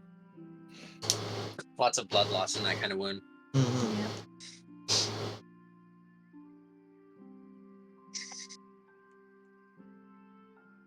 So, would you like us to roll initiative now? That's or- probably a good idea. Here. Okay. So, if that is the end of Annie's turn? Mm-hmm. Okay, then yes, we will roll initiative. Okay. Holly got a 19. So did Lilith. Annie got a 14 because she actually it's initiative and ability check. No, it's not. No, I don't. No, I don't think so. No, anyway, 14. Okay, you guys... So, Tolly and Lilith will both be going after Annie regardless of this next roll, but both of you roll again to see who goes first between both of you. Well, how? Annie So will how- be going last, I mean. Well, no, so yeah, Annie. It actually works out because Annie did her thing, so then the other two would go, and then like it makes sense. Yeah. Well, yeah, but what I'm trying to say is like how my other DMs do it is like if it's a tie, we would check either the Dex modifier or the Dex, Dex yeah. number. Yeah, but I like rolling. Okay.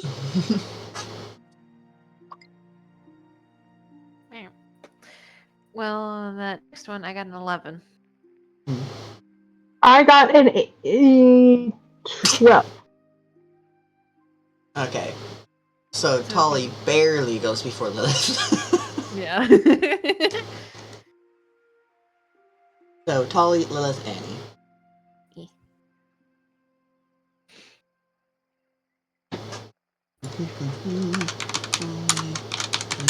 Annie, and then let me see. The one of you that got the highest roll was an 18, right? 19. Was it 19? We both got 19s, but since I rolled again, when I rolled again, I got an 11. She got a 12. Okay. The enemies will be going after rotation. Okay.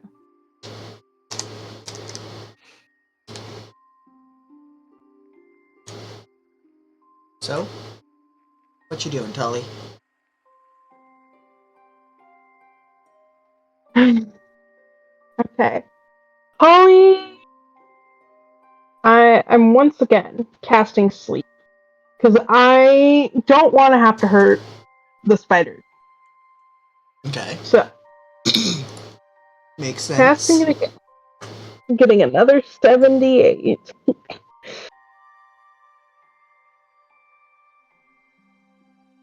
Not as good as the roll of last time. That is 23.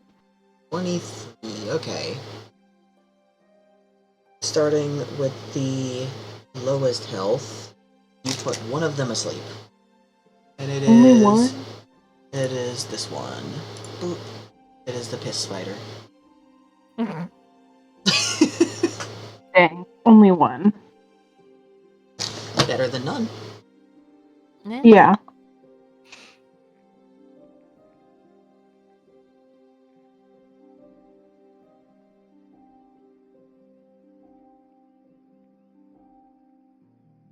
Doing anything else? I'm also going to cast Bless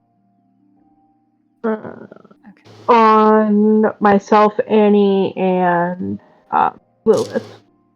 So you guys get. Oh wait, no, that's an action, not a bonus action. I was thinking of my other spell. Well, yeah, then I'll finally use it. I'm gonna cast Shield of Faith on myself as a bonus action, so I get a +2 to my AC. Smart.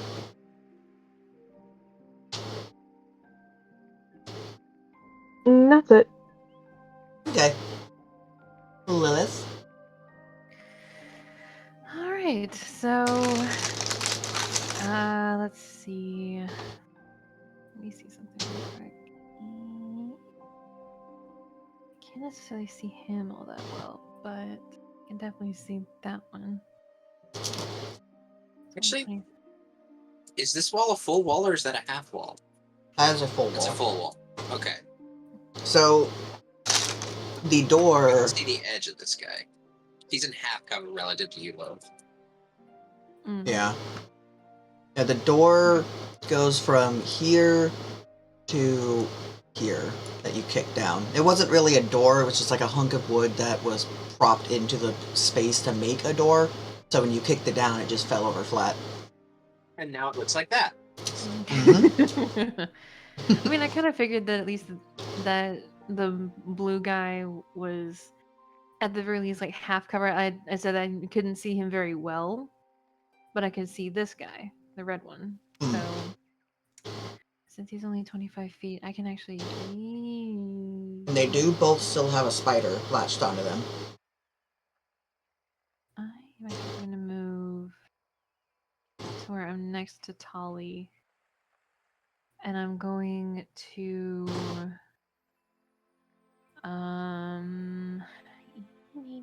well, wait, hold on. Oh no, that is okay. I can still do that.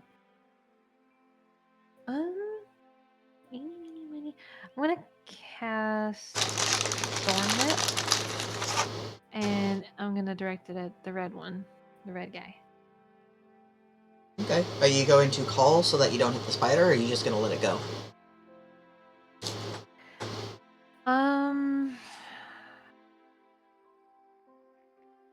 Warn the spider. I mean, I'll have no choice but to call it out so that way I don't hurt the spider. Because since Thorn Whip can not only if blah, blah, blah. Let me try that again. If the attack hits, the creature takes 1d6 piercing damage, and if the creature is large or smaller, you pull the creature up to 10 feet closer to you. So, with that in mind, I'm actually not going to aim for the head. I'm going to aim for more of the legs. Okay. I think whichever leg is closer, I'm just going to have the Thorn Whip just wrap around it and just, get over here! Wrap around. Get over here. Wrap around. God. I couldn't help myself. So you said there was disadvantage for calling it out, right? Yes. Disadvantage to hit. Okay.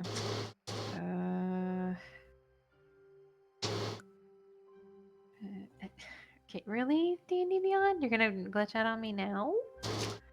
You little shit.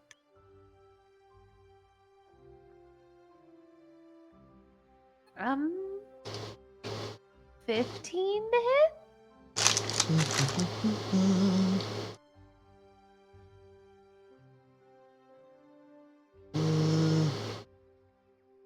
I don't know if you guys heard me on that. Oh no, I heard you. Sorry, I'm Okay. checking something.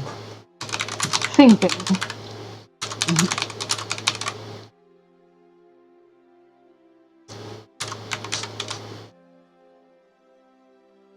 Let me see. If to hit. Oh no, it's a little. Oh, you do. Okay. You do not. You do not hit. Damn. I had to look up what happens if you like hit the AC. Wait, I thought it was meter beat. Yeah, meter beat. Why are you drunk? No. If the 2-hit roll ties with the AC, then the defender wins. That's what it says here. Huh. I always thought that it was meter beat, but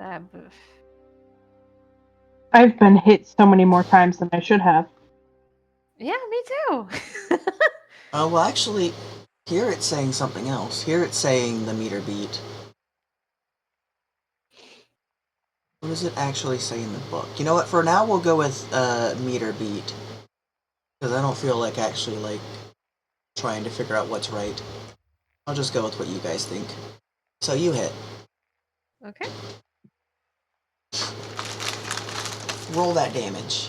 Yes. Max damage, baby. That's a 6, and he gets pulled 10 feet closer towards us.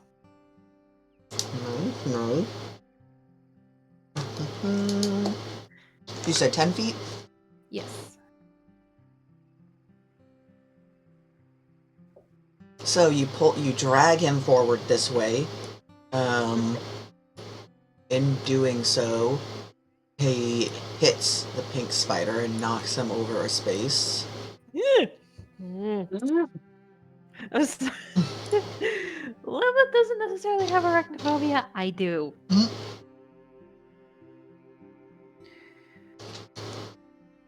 But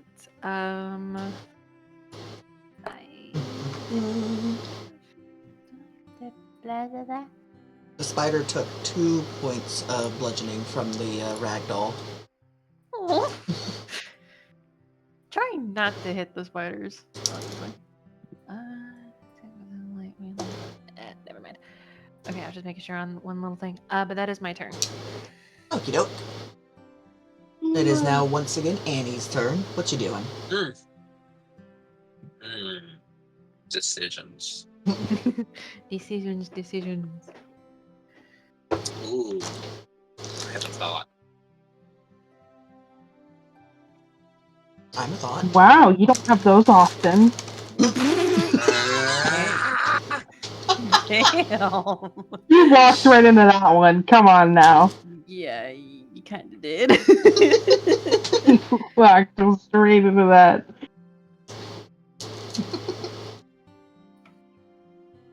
Anyway, that's not gonna work. My thought isn't gonna work. Annie's gonna try to be impressive again. Because that's what she does. She's a fucking show off with her bow.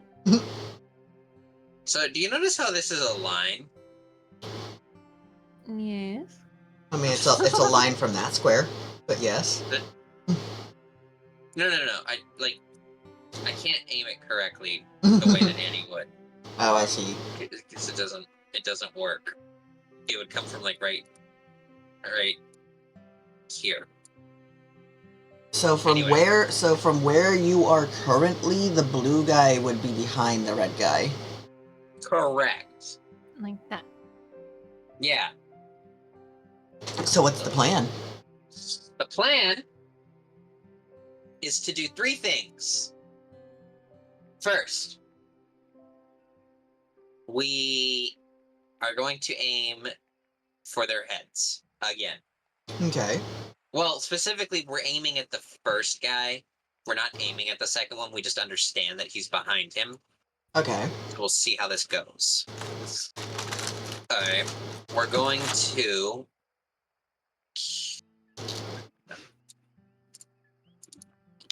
Give me a moment to plan this. Okay. So, we're going to once again cast Zephyr Strike. But we're going to redirect all of its energy into the arrow. Or no, we're not. Actually, hold that. Cast Zephyr Strike. I have an error. I have a better idea. Okay. Just give me a minute. Just give me a minute. All right, but that gives us advantage on the attack. We arc, or it gives us, it neutralifies it because we're aiming for their head. So it's just regular attack roll. Mhm. We're going to take the sharpshooter feat. So all cover is ignored on this shot. So that means because the guy's behind the other guy, it doesn't fucking matter. Nice, okay. We're taking 5 penalty to the attack roll. We're adding 10 to the damage. The only way this shot doesn't hit is if I roll a nat 1. Okay. All right, so rolling to hit. 21 to hit. You do indeed hit. All right, so we hit. We're doing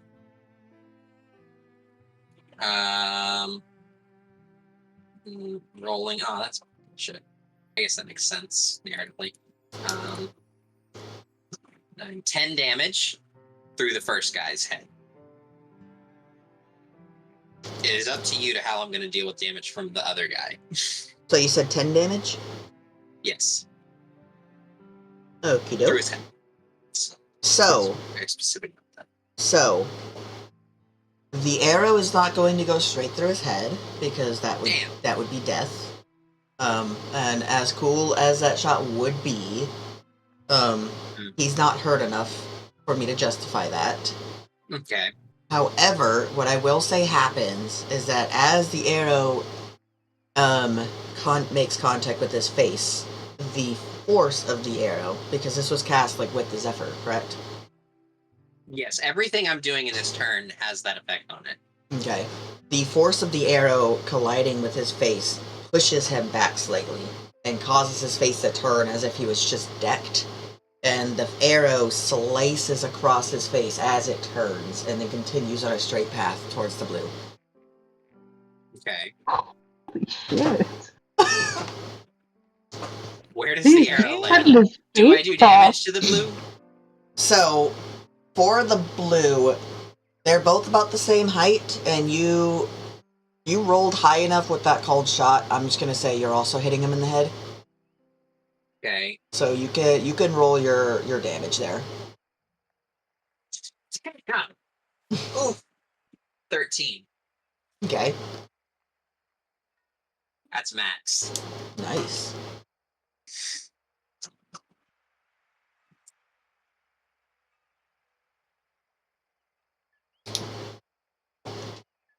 Would you like to do anything else? Yes. We're going to say fuck it, and we're going to Zephyr Strike movement into this spot. Okay. So that's going to be doing damage to every target on that square. Which would be the red and the blue. We're kind of over it at this point. Okay. So, let's see. What did we decide would be the force damage for that? When we can heal the spiders after, it's probably fine. That's why I said I'm over it. Don't give her ideas. How do you feel about casting Revivify on a spider? She might not, but I will. Anyway.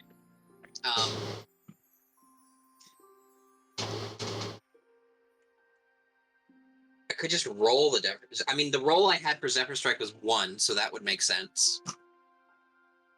Oh, for damage? Mm-hmm. Okay, we'll go with that. Does 1 point of damage to every target you, like, plowed through? Mm-hmm. That works. Works for me. And, to be extra brutal, Annie is going to reach out to the arrow in the blue guy, because it's a serrated arrow, and yank it out. This does 2 damage. And I think that the red guy. I'm just reminding, but I'm pretty sure the red guy still has a straight arrow in his face. He does. We'll deal with that in a minute. I'm out of I'm just actions, making- however. Okay, just so you making sure that you know. so you pulled the arrow out of the blue guy then. I mean, that's where it landed, so yeah. Okay.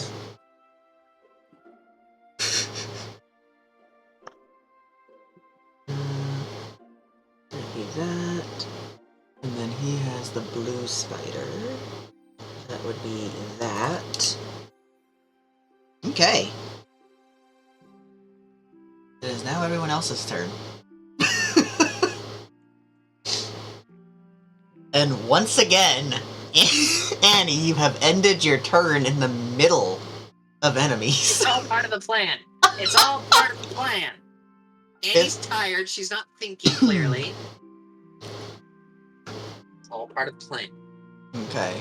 Well, we're gonna start. Let's see. Their movement is... I know it. Yeah, okay, that's what I thought. So, we're gonna start by just,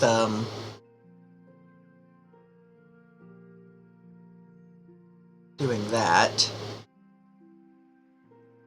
And I guess we're just gonna go down the list. So... 3, 5... That would be 5 spider attacks.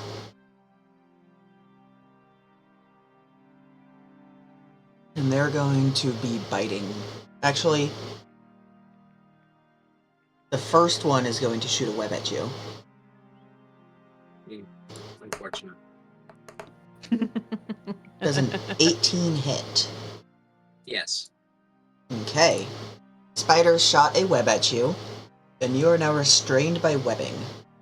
Mm, The strength check to get out of it is a 12. okay.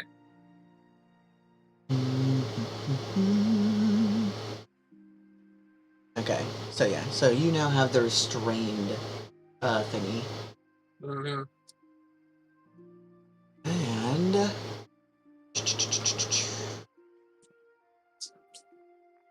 Let me just double check. Hero can't benefit from bonuses. Your attack rolls against the creature have advantage. Okay. And your attack rolls have disadvantage. That's what I thought. Okay. So, now we have 4 spider bites that are going to be coming at you.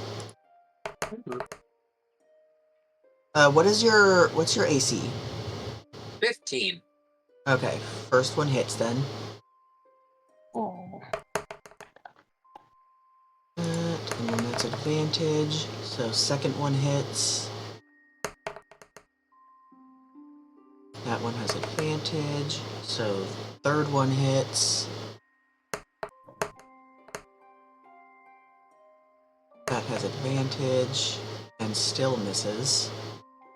So you're gonna get 3 bites here. Okay. Counted that, right? It'd be like that sometimes.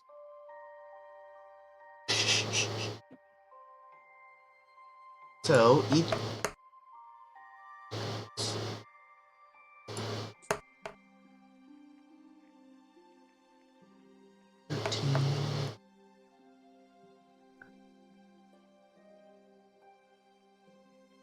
So that is 17 piercing damage plus an additional.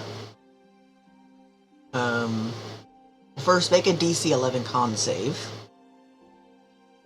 Oh, wait. That's not a save. Hang on. Buttons. There we go. 19! Okay, so you'll take half of what's about to happen. What?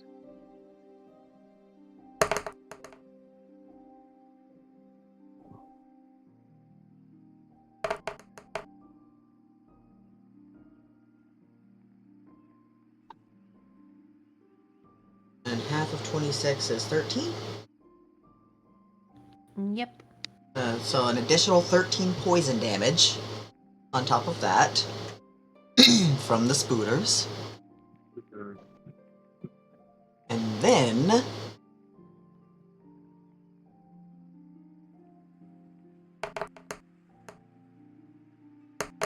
that hits, that has gets advantage, and because of that, hits. One of them is going to make 2 sword attacks. One of the dudes. The one with 2 swords.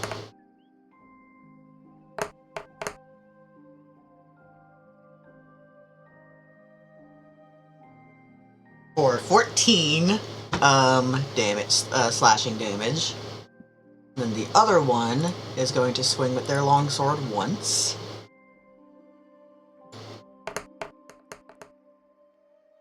And hit you for...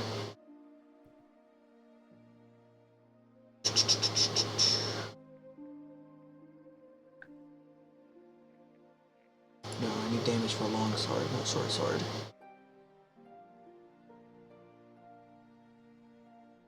Where'd it go? I just had it.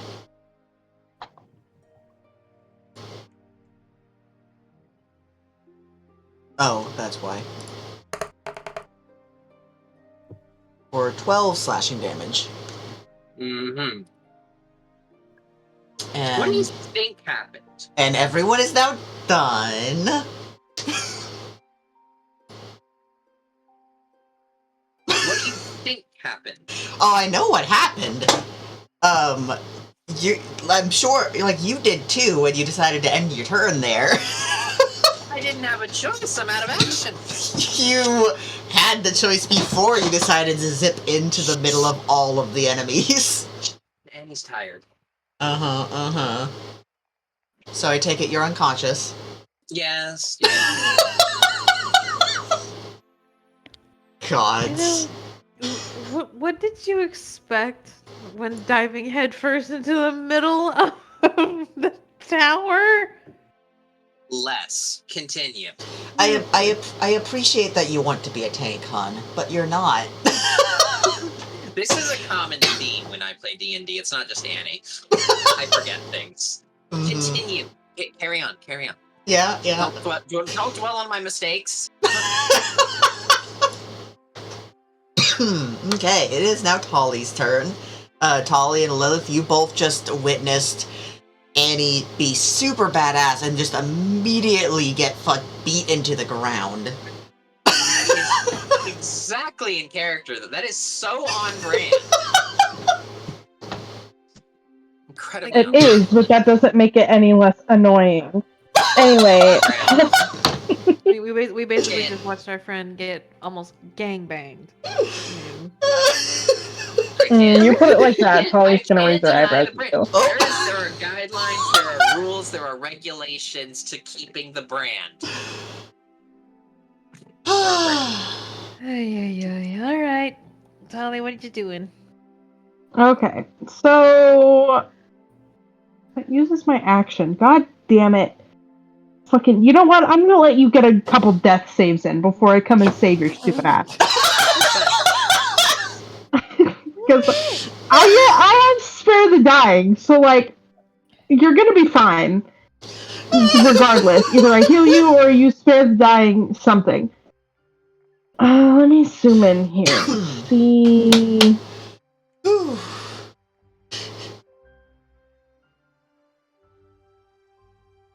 Okay, so red guy. Oh, actually, sorry, real quick, before you say what you're going to do, I misspoke earlier. Annie, you're not unconscious. Because of the death rework. So you are still 0 hit points, but you are still able to like do some things. Okay, now Tolly, sorry. Okay. So red guy. Nothing in between me and red guy, correct? Correct, except for the blue spider that's like holding onto his chest defensively. Okay. So I'm gonna go up to him. Mm-hmm. I'm gonna attack with my sword, but I'm gonna aim low. Like, Okay. get his kneecaps, get his dick, his legs, I don't care. Just below where the spider is. Okay, that would be like his Closer to knees.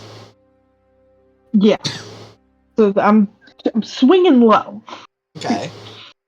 Do I need to roll specifically for that, or no? That would be a cold shot, so you'll be rolling with disadvantage. Okay.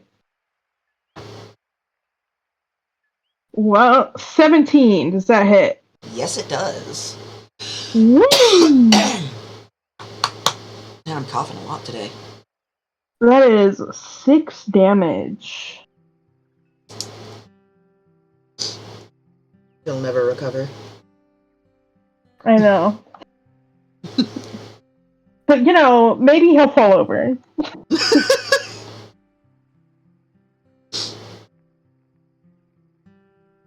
Just maybe. Just maybe. One would hope. What type of weapon was this? It was my longsword. My pretty purple one. Ah. He does not stumble, but he does almost fall. Like he almost kneels.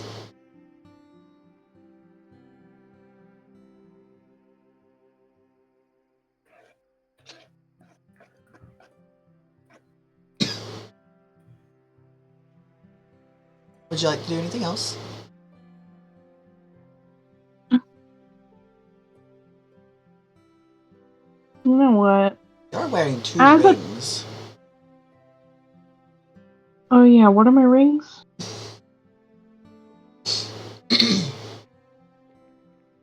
Not to influence, but you do seem to have forgotten. Yeah. What's my... Oh yeah, my ring of... Okay. See, I don't want to bother the cat that's sleeping, but what I am gonna do... Oh, it's not sleeping. It's paying attention to what's happening. It just can't see. Okay. Before I do that, I am, however... well, if I do, I don't know if... Well, I can speak to animals, it's fine. I'm finally gonna use my bag of tricks. I'm gonna pull out a little thingy Okay. and just throw it out. Oh, wait, I have to use an action for that. God damn it. Can't. Connect. Motherfucker. Why can't I throw...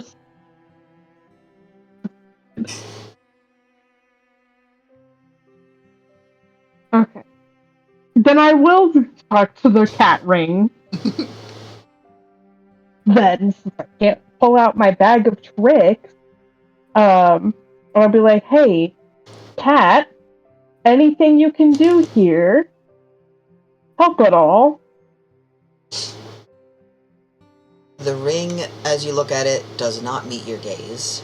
It instead almost,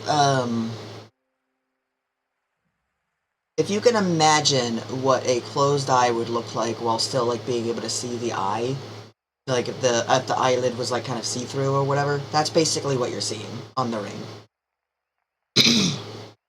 Okay, well, fuck you too, I guess.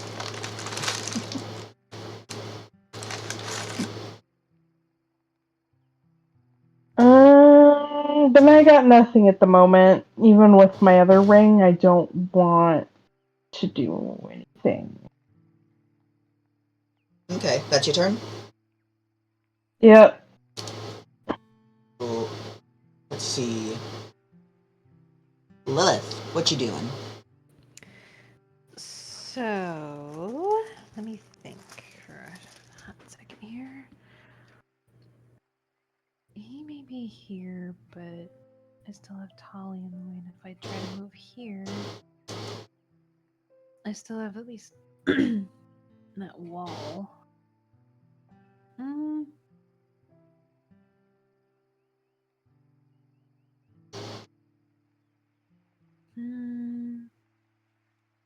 Okay, so I am going to move. God. Sorry. I didn't know if that was wire coughing up a hairball or. No, that was me sneezing. Bless you. I'm sorry. It's like you just like it's like you laid an egg like a fucking Yoshi. Oh my god. Dude, at least I'm not my mom when she sneezes. My mom literally goes, "Ah, shoo." Wow. Alright then. The orgasm Um, sneeze. No, she's literally like saying the words "achoo" as she fucking sneezes, dude. I, Huh. Okay. So.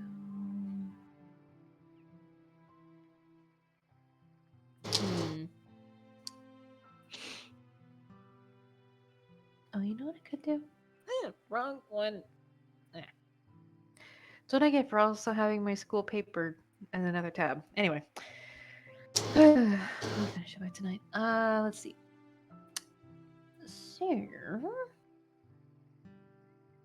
I am going to cast Frostbite on the red guy. Is that a clone spell?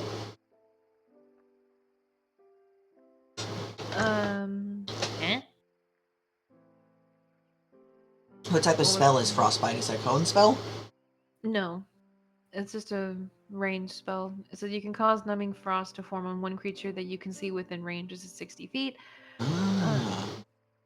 The target must make a Constitution saving throw. On a failed save, the target takes 1d6 cold damage and has disadvantage on the next weapon attack roll it makes before the end of its next turn.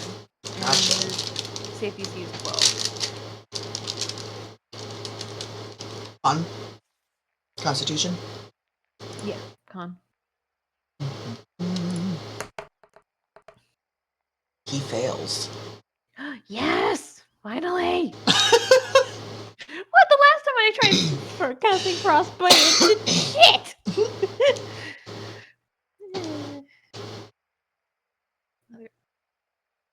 Now it decides to glitch.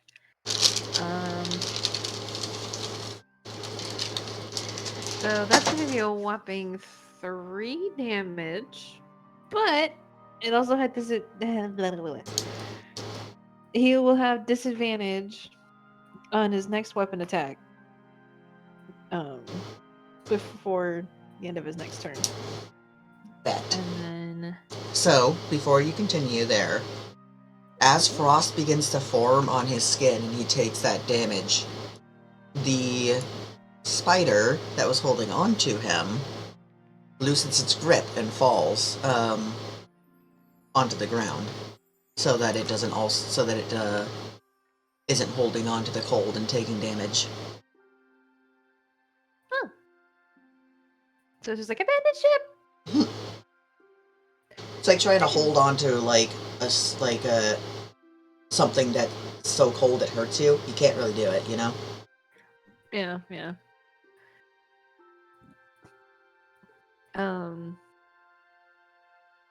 Let's see.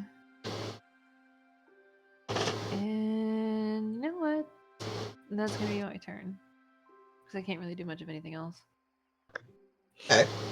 Thankfully, that is also a cantrip. It's like, haha, I can cast as many times as I want, fucker! So, Annie, would you like to do anything with your very limited moveset? Let me think. Let me check my options.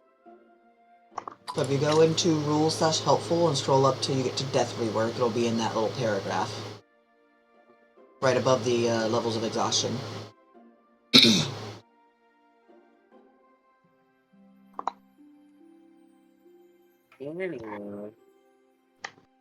Annie has a few things going against her. Annie's restrained. Mm-hmm. Annie is already exhausted. Mm-hmm.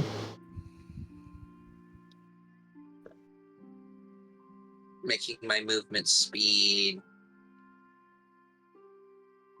Well, it's 5, because 5 is lower, so we take the lower one.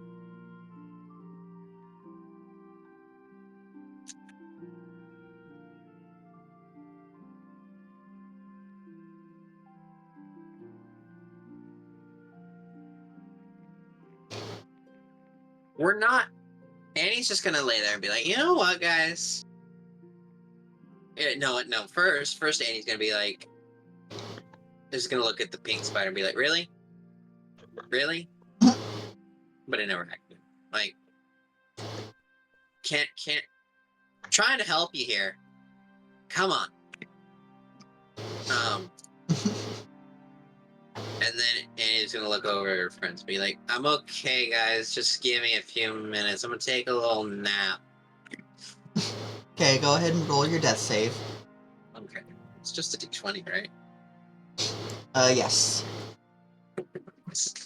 Oh. It's a 5. That is a fail. No, really? No way. I didn't know that. Well, you said it so proud. Well, it's my role. I have to own it. Keep track of how many failures you get. Yes. It's like, yeah. I'm just be like, all right, he got me. At the spiders. Okay. So, we're going to jump to the enemies now. Spider is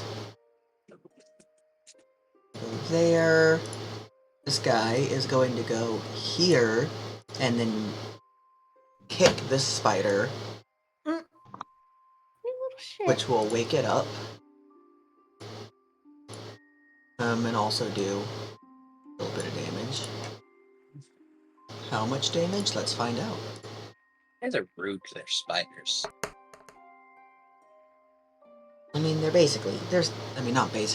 slave spiders. Poor spiders. Piss spider takes another point of damage. Or no, that's the first time he takes damage. Alright, and then we attack the next person that's surrounded, I guess. Me? Yeah. No. You guys get really close for combat for Well, how squishy you are. Listen. Holly has an excuse. She doesn't have any ranged combat things. Annie has zero excuse.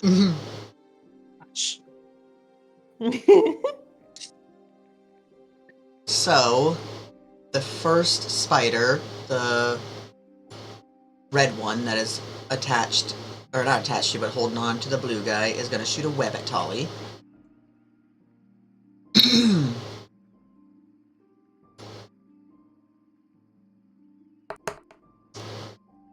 Does a 13 hit? You have 2 bonus, by the way. Don't Yeah, I'm remembering it is. No, it does not. Nice, okay. So the web misses. The other 4 spiders, right? 1, 2, 3, yeah, 4 spiders are all going to attempt to nom you. That is a 24 hits, I'm sure. Yeah. Even with my +2, that still definitely hits. This one rolled a 23. Wow. Yeah. Jesus Christ. Okay, that one rolled an 11, so that one misses. And last one rolls a 13. 13 misses? Yep. Okay. So you're gonna take 2 bites. Would be 9 piercing damage, and then make a DC 11 con save.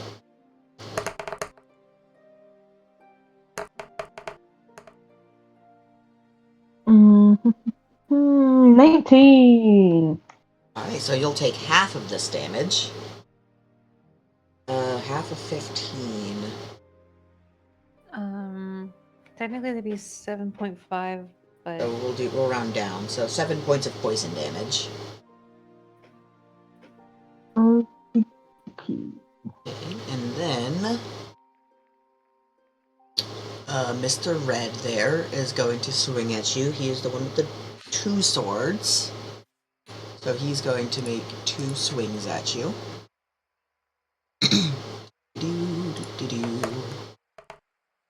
Say 19 to hit. Yeah. Okay. And then a 20. That's a nat 20, not a 25. Okay. Oh my. Well, yeah, that hits. What is up with us? 8 plus 7 plus the max would be 9. So 24 slashing damage from these 2 sword I'm strikes. also down. You've got to be kidding me. Ew. Oh, great. I appreciate you guys' enthusiasm, but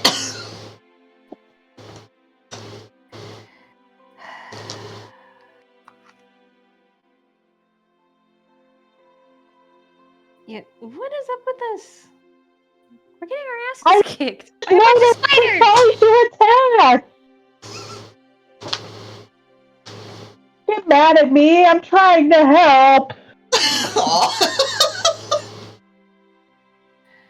I'm not mad. I'm just I find it funny. It's like this is what the second time in a row in combat that we've been having our asses handed to us. Oh, don't worry, I'm ready for whatever happens with this battle.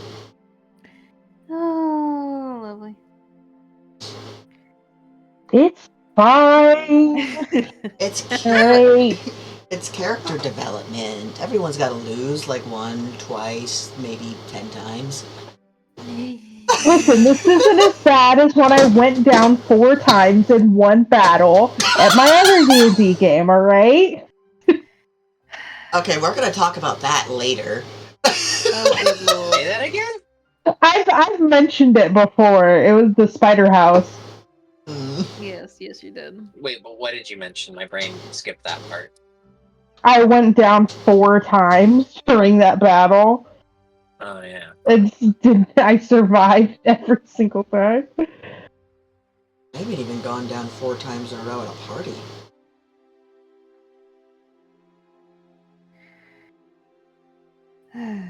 Not even a So- chuckle, just crickets. Aw. Ay. So I'm guessing that's all of the enemies' turns. Yes, it is now Holly's turn. Okay, cool.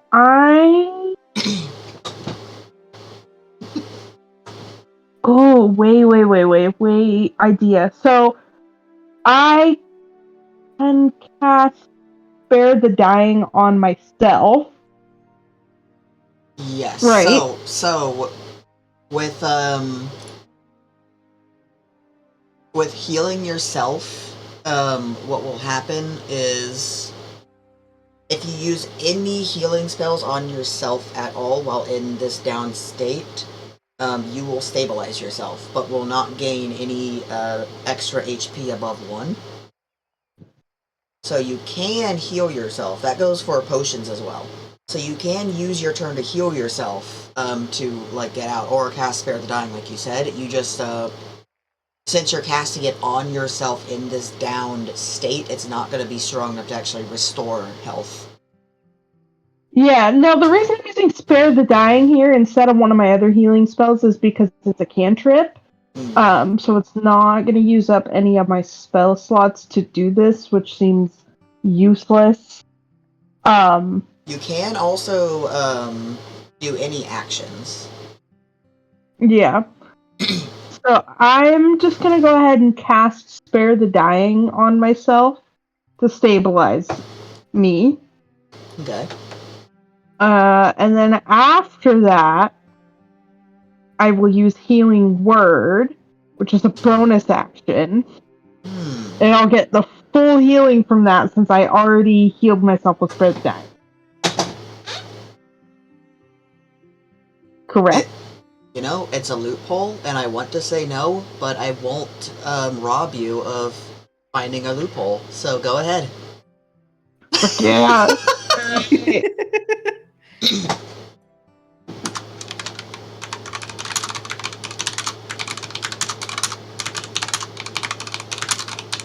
All right.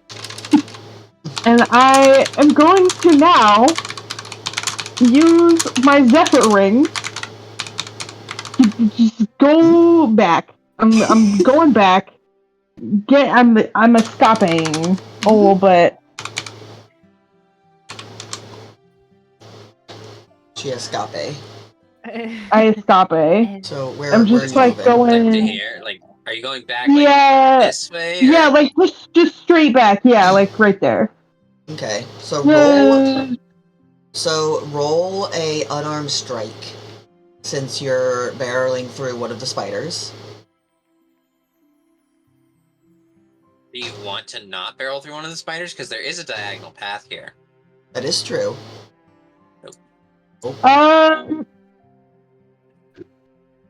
No, I didn't order food. I told you I was gonna walk to get Mexican food on the. Okay, anyway, sorry. Yeah, I'll go diagonal so I don't barrel through the spider. Yes, like that. Not that far though. A little closer. A little bit closer. There There's you a go. rock here. I'm standing on the rock. Okay. I mean, if you're standing behind it, then you would have a little bit of cover, I would think. Yeah. I mean, it would that rock would only go up like halfway to her knee. So Oh, Yeah, never mind. I'll just stand on it. Okay.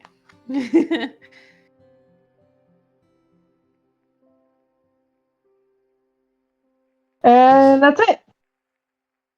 nice. All right. Let's see. Doo-doo-doo. It is now Lilith's turn. Alrighty. Let's see. You are only, I'm guessing, 10 feet. Just making sure. Yep. Okay. You know what? Fuck it.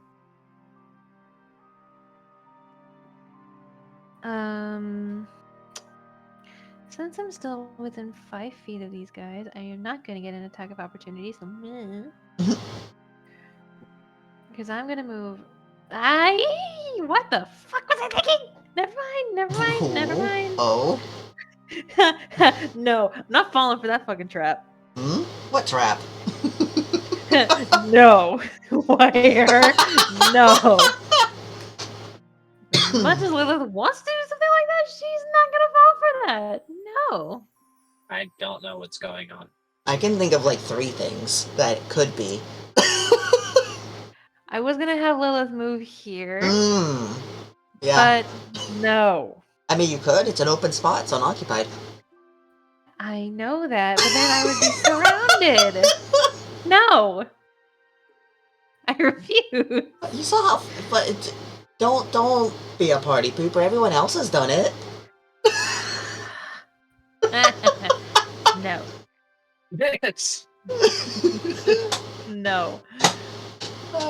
What you got? Let me think. I could do that. And if it hits him, maybe he won't miss me.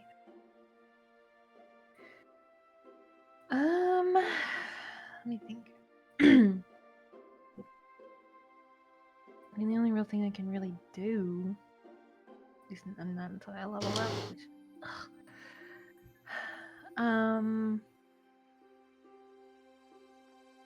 fuck it. I am. Hold on. Where is this guy away from me? Just checking. Well, then again, I'd still have to go through the red guy anyway, so that doesn't work. Damn it. Alright. I'm gonna cast Thorn Whip again at the red guy because I can't hit the blue one because the red guy's blocking him from me.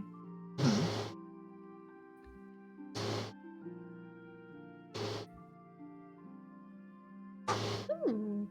Oh? And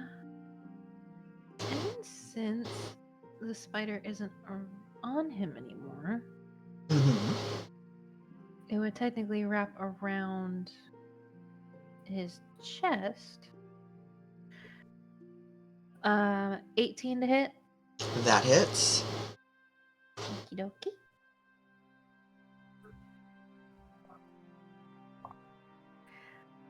Well, he's gonna take 3 points of damage again, and he is going to be pulled 10 feet closer to me. Let's see.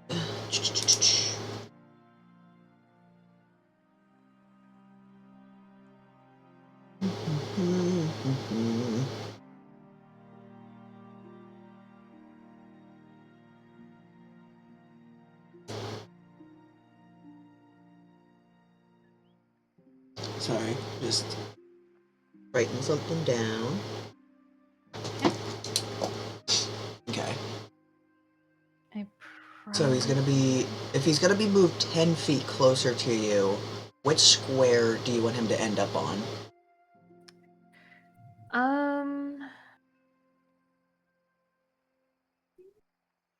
Huh. And you said 4 points of damage, right? 3. No, 3. Yeah, 3 technically.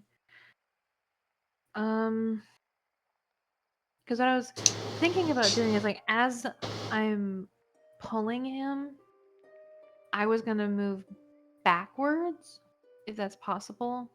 Okay. Yeah. We'll just have you do, like, your movement before you do your attack, and then we'll say that you did it, like, at the same time. Because a turn is, like, 4 second, or 7 second, you know.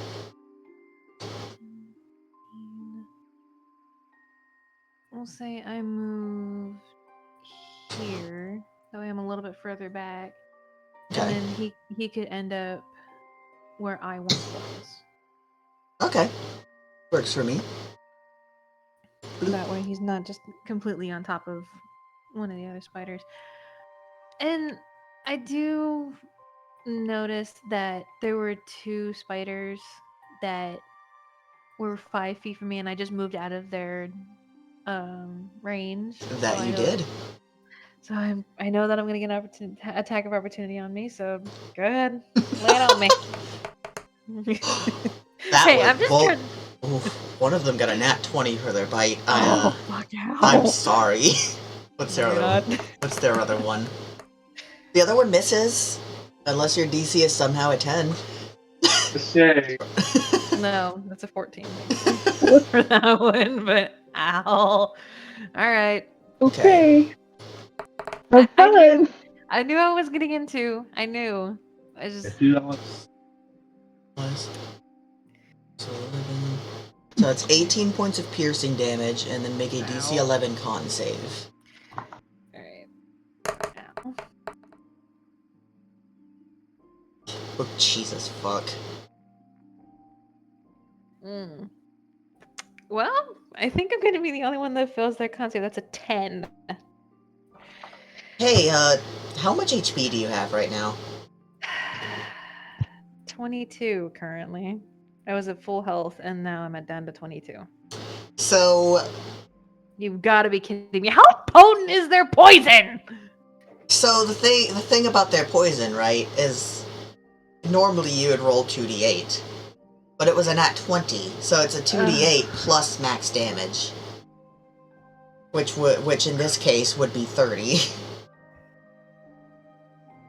You've got to be kidding. So what we're gonna do here, because holy shit, that is a lot of damage from one bite, is you have 1 HP. Okay.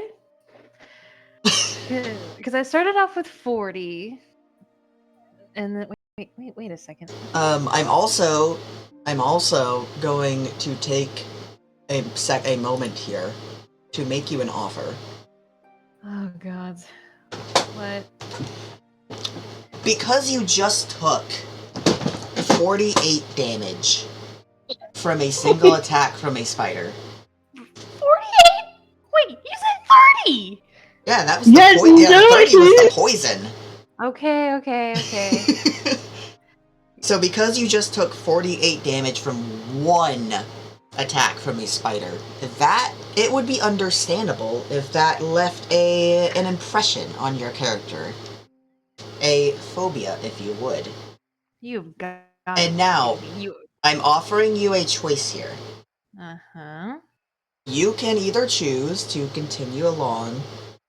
You can say no to this and just continue along with no negative and no benefit.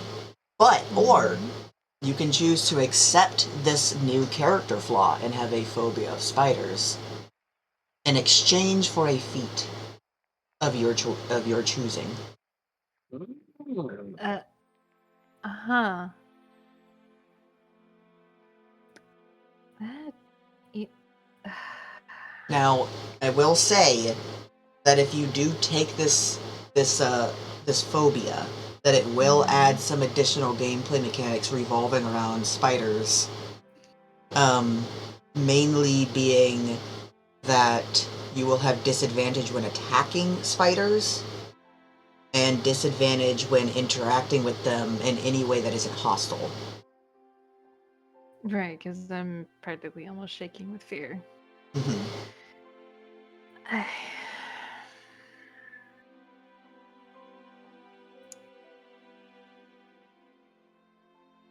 Because there will be a feat involved, yes, I know that this is probably gonna bite me in the ass, literally, later on, but fine.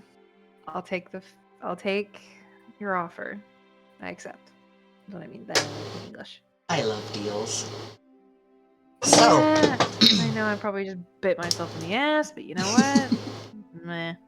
So, from this point forward, Lilith, starting now, will have a phobia of spiders. How this will manifest, gameplay-wise, is, like I said, she will have disadvantage when attempting to attack a spider, and also when attempting to do anything... Basically, anything involving a spider will give Lilith disadvantage. Alright, hold on. I'm writing that down. And that's appearance. Why am I writing that down in appearance? And this is a phobia, so that will come through in character interactions, roleplay, etc. And in exchange for this, you will be able to, after this combat encounter here, choose any feat of your choosing that you meet the stat requirements of.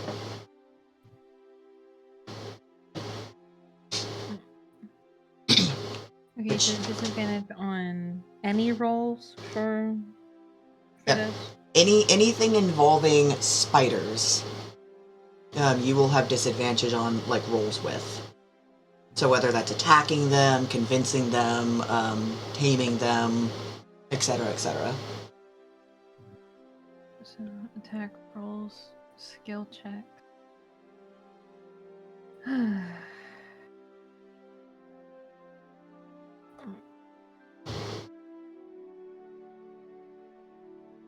I just had to make a note because I just wrote disadvantage on attack and skill checks. Because I went into flaws and I said edit phobia of spiders. Alright. I love it. One of you's turned on by spiders, the other is petrified. We're still working on that. I mean, okay, to be fair, Lilith didn't necessarily like spiders all that much before. Now she's just terrified. Lovely. So, great. From this point forward, I'm going to have disadvantage on if I want to try to keep from attacking these spiders. All right. Okay. So... With that, my turn is done. Okay, that's what I was going to ask. Okay.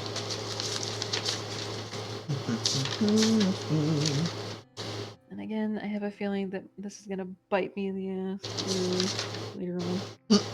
Whatever. We'll see. When it comes to you, Okay, so it is now Annie's turn. Annie, unless you did, like, close your eyes and decide to, like, sleepy, you were able to witness what just happened, and I will say, Annie, Tolly, what you both just witnessed was Lilith do her thorn whip was really cool, and as she pulled, she gracefully leaped to one side. The blue spider just barely missing with its fangs. The pink spider, though, as she was crossing by it, leaped forth, and its fangs opened as they stabbed into Lilith's abdomen. And the spider just was stationary with its fangs out as Lilith's momentum carried her through, the fangs slicing through her stomach. Oh yeah, no, that'll definitely do it. So all of her organs and bit are still inside of her, but she's barely holding on. And whenever she looks back at the spider, she looks at them with terror in her eyes. Because one nearly just eviscerated her. So with that in mind, Annie, what would you like to do? I don't know, God. What am I allowed to do? Because I'm restrained and at 0. Mm-hmm. So How am I restrained? Like, the how webs. all-encompassing is this web? The web isn't really all-encompassing. It's stuck to your body and the ground, so you're kind of like protruding out of it, almost. So you can still... But what part of my body is it stuck to? It's... So it's not like a net is over you. It's more like there are a bunch of individual webs that were spat out at once that kind of like shotgun. So you have like... basically webbing stuck to like arm ground, stomach ground, leg ground, like that. So you're able to move around and you have like near full mobility, you just can't move from that spot because of all the collective webbing. Does that make sense? Yeah, it's a word game. It's like we become There's the mouse. Yeah. I like to imagine the mouse is like staring at Lilith with its pupils dilated as it says nonsense. And I'm just like, what are you staring at? Aren't you rodents usually afraid of these things too? Because it could eat you. Mm-hmm. Maybe the mouse has a phobia now too. I don't know. Is Sleeping Beauty afraid of spiders? Wait, no, it's not. He's just the one that kills the spiders because I don't want to. Mm. I mean, you So- can still have a phobia of spiders and still kill them. That's what I do. Anyways, sorry. So what? Yeah, he doesn't. He'll if I wouldn't get mad at him for it, he would pick them up and dangle them in my face. I What? would That's proceed to because beat he's him the in worst. What What? happens Yes. if I cast Cure Wounds on myself Then right now? Then you will be stabilized with 1 HP.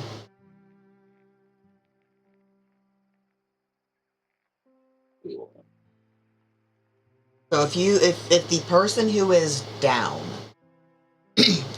casts any kind of healing on themselves or uses a potion while they are in the downed state, then they will stabilize them with 1 HP, regardless of like how powerful the healing spell is. Okay.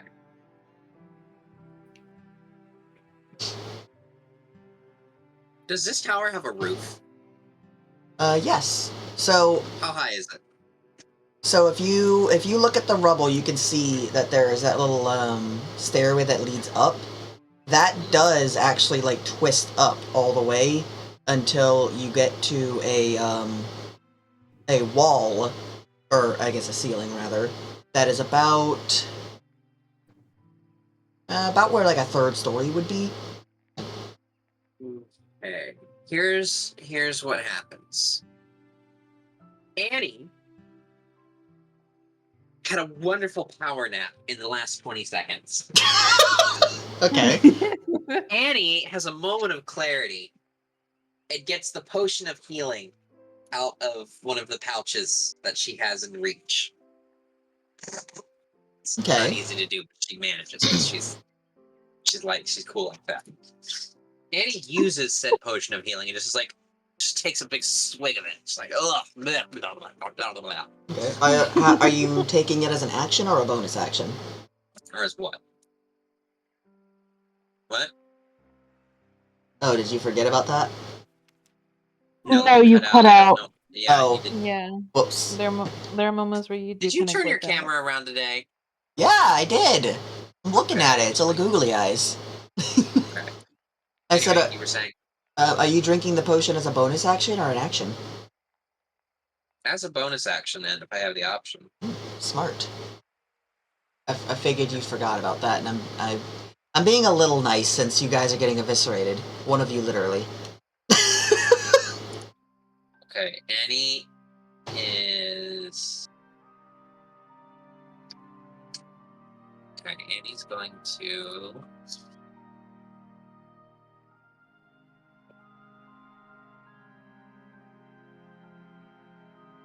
Just gonna be like, I'm okay, guys. I still got it.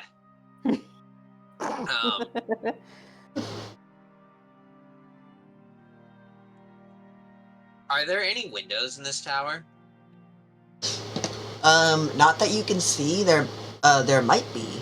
From the outside, it looked like there were, but because of how the stairs like wind up, you can't actually see any from where you are. Okay. Inventory goes into it already. Alright, then that's not gonna work, but that idea. I'm going through ideas in my head. We're going to go right here. I will say What? while you're like deliberating what to do, now that you have stabilized yourself, you are getting an additional level of exhaustion on top of the one that you're getting for failing the death save. And I'm sorry for that, but that is what's happening. So I believe that puts you back at level 4 of exhaustion. Oh God. No, it's 3. Jeez.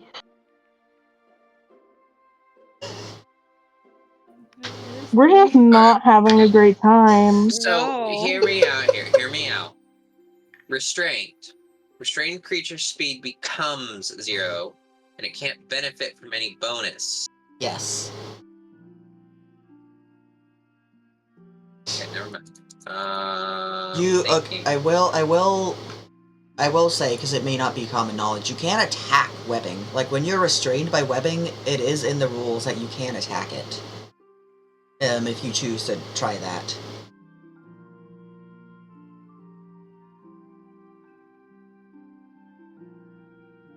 Yeah, we're gonna need to do that.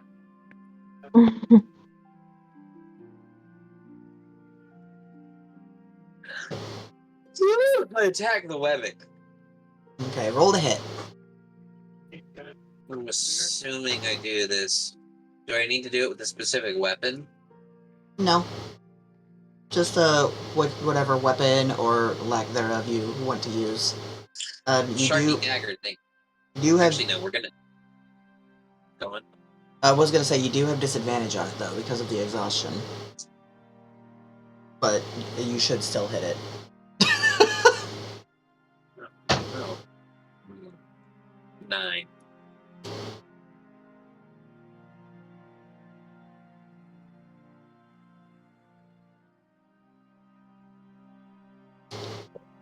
You hit it. Okay, that was a And- long Yeah, I was pause gonna for say that. that was Remember to say thank you at some point in the future. Oh wow.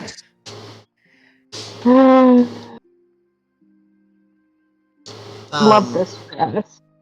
The web is destroyed.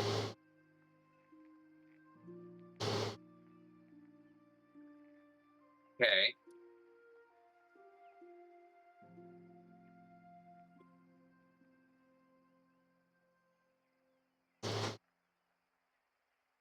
Am I free to move?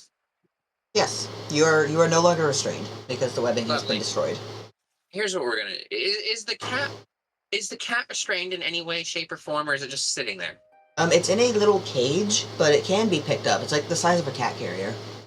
Lovely. And he's going to cast Zephyr Strike.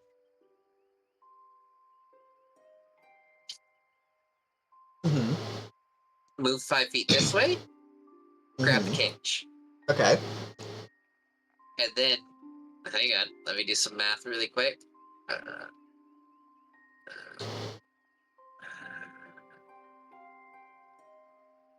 Are you sure? Yes, I am. Are Because you? I Are feel you? like if Are you positive? I don't think you should do this. Why? Because the DM is asking if you're sure multiple times Yeah. as a Okay, but warning. is the I DM feel asking? like Is the DM asking if I'm sure because I'll hurt the Uh, spider, or is the DM asking because? You might hurt the cat. yeah, okay. If you Zephyr strike with the cat, will you not be taking the cat with you through the dimension? No, Just no, no. like Zephyr you Strike doesn't do that. Oh, Misty no, Step no. does that. No, Zephyr that Strike only moves quickly. the cat's not what I'm worried about. What? What? Then why do I get the sudden feeling that the DM is more worried about one of the other players? You're going to be entering and then leaving the attack range of everyone. Zephyr Oh, Strike does not trigger opportunity attack. Oh, It is is that specifically- okay? Yeah. oh. Okay, then never mind. Yeah. So. I was looking that's at one of its key traits. Like I'm moving too fast for Okay. them to react. Gotcha. Yeah. Okay, because I was looking at that just like right after what you just watched happen to Lilith. Okay. Yeah, that was intentionally planned this way. Okay. Okay. Okay, so we grab the cat and we go over here. And I'm like, all right, guys, I got the cat. Time to go. Okay.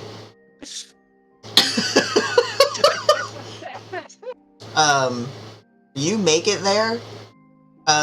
You guys can now have dialogue real quick. You can each say 2 things before like too much like enough time has passed that it's gonna be like turns again. So dialogue now. we can't listen. It's great that you have the cat. It's great. But we can't just leave the spiders here. Okay, right, but no offense to the spiders, I love them. Our lives are more important than theirs.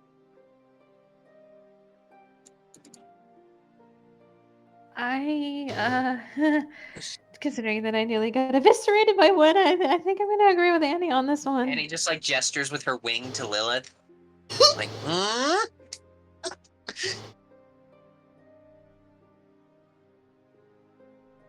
And Really Talia quick. will- Really quick. Polly's just gonna cast Speak with Animals. Just gonna look at the spiders and go, I'm sorry. You guys should just escape while you can. We can't fight them while also trying to not hurt you. And she's like, alright, let's go. we're peacing out. Okay. You're far enough away. That you make it out fine. The 2 people don't try to follow you, although you do hear a lot of cursing and some thuds kind of behind you as you make your escape. I would like to think we hurt them pretty severely.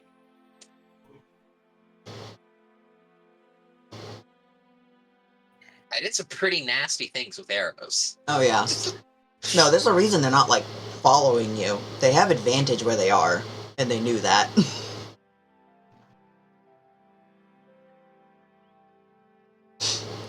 Alright. Combat is now over. You are in the woods. However far away from that encounter you wish to be before you begin speaking. And you also have the cat that is in the cage. The cat is missing its tail, missing 2 of its legs, one of its front legs, one of its back legs, and it has a knife wound that kind of goes across its face that has destroyed both of its eyes.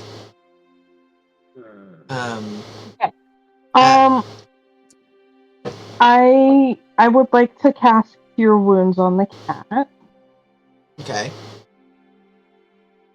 Slow. 9 HP. Just a little boost there. The cat looks in your direction and manages to push out a thank you. We'll pay you when you get me back safely.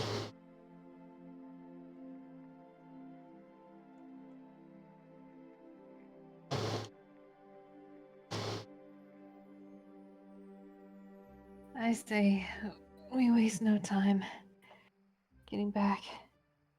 Ow. I like that plan. Because I'm tired as fuck.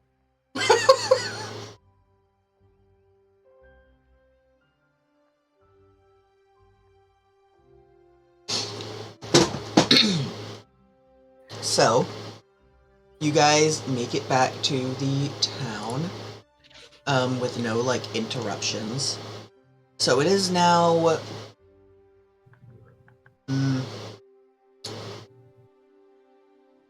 early afternoon, I would say, somewhere around there, when you get back to the shop with the cat.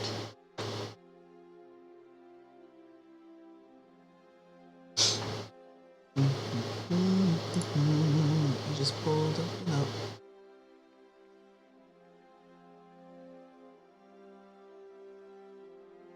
As you are walking with the cat towards the door, once you're there, the cat kind of looks in you guys' direction and says, well, you'll all be getting a nice one of you will be getting a nice 500 gold pieces. Really, I thought I'd be giving out 300 instead. Why did you bring me in alive? Took a toll on you.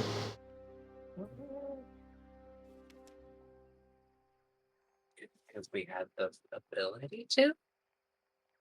Because it was the right thing to do. It's because we can. The cat kind of tilts its head a little bit and quietly, almost to itself, goes, the right thing to do.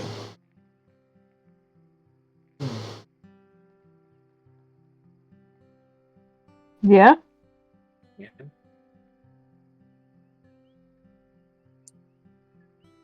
Morally.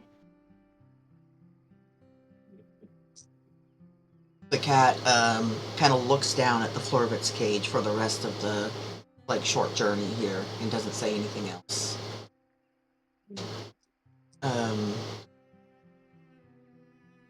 You walk into the shop, right, once you get there? Mm-hmm. Or is there something you'd like to do before that? No, that sounds great. Okay. So, as you all walk into the shop, all of the cats are sitting about, all looking directly at the door as you walk in. Creepy at all. Once you walk in, one of the cats walks over to you and says, "Ah, thank you. We can finally focus. Here, take your reward. It's here on the counter, along with something extra that one of us insisted you get."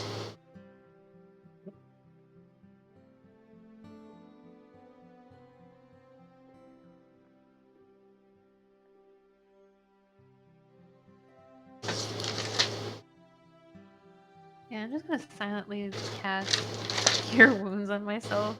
Because probably be a good idea. Probably. Yeah, I get 9 hit points back, so I'm not. My guts aren't threatening to spill out of my stomach anyway. And he's fucked up.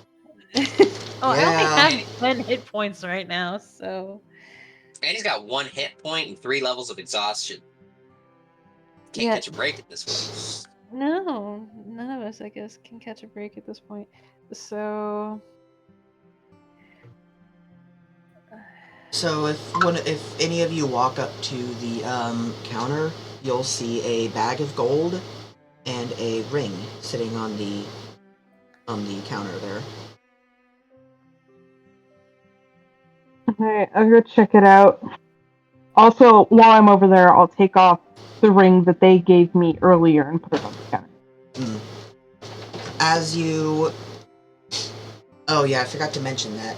As you walked into the building, once again, the teeth that you felt biting into your finger released, allowing you to actually, like, remove the ring again.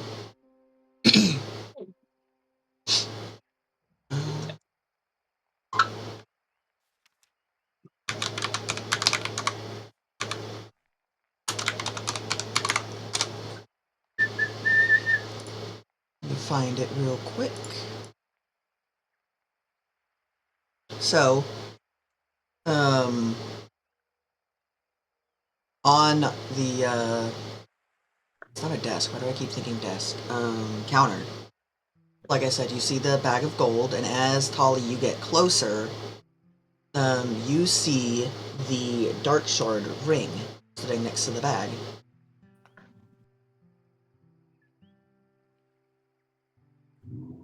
What was that ring again? You were the one that put on the little crown to, like, know what the items did, right? Yeah. Okay. You know that is the ring that can be used as a spellcasting focus for those who draw their energy from deities. Cough cough warlocks.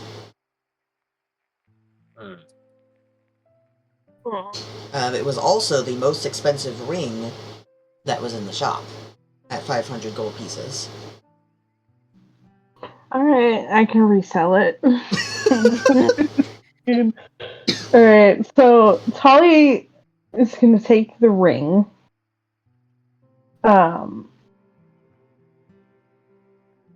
Since nobody can really use it, and then she's gonna divide up the gold 3 ways for everybody.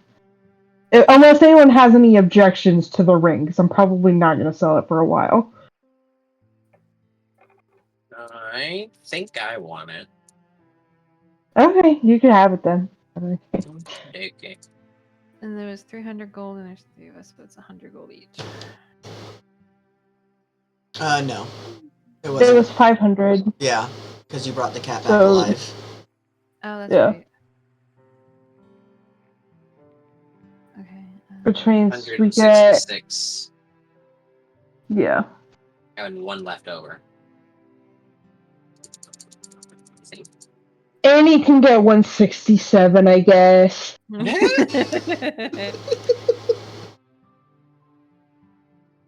I just imagine Annie, like, doing really cool shit and then ending up in, like, the middle of all of them, and then, like, that cartoon fight cloud happening, and then it just being Annie doing, like, the Family Guy fell down pose. Oh no, there's 2 left over. I can't count. But yes, no, that's exactly it.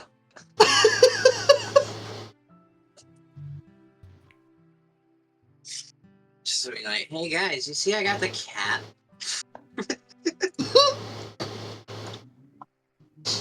Yes, Annie. It was really impressive. I do my best. But I think it would be wiser to go back to the inn.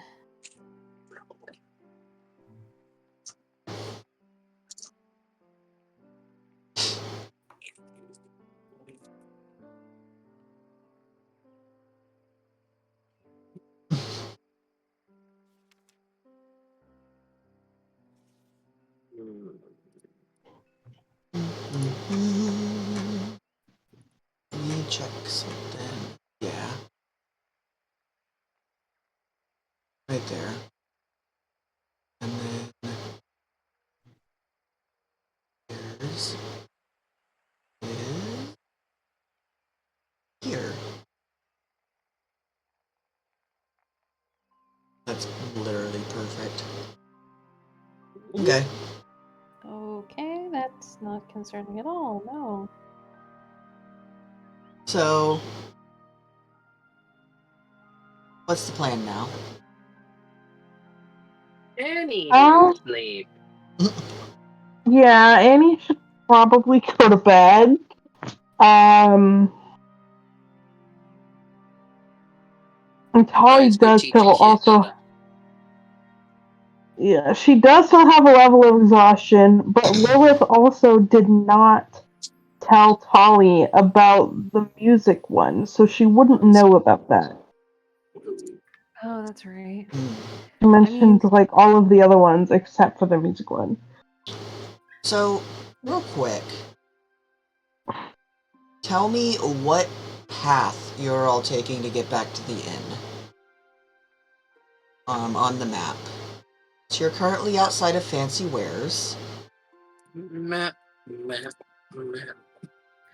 Where's Fancy Wares? 10. And you're going back to the inn, I assume. 13.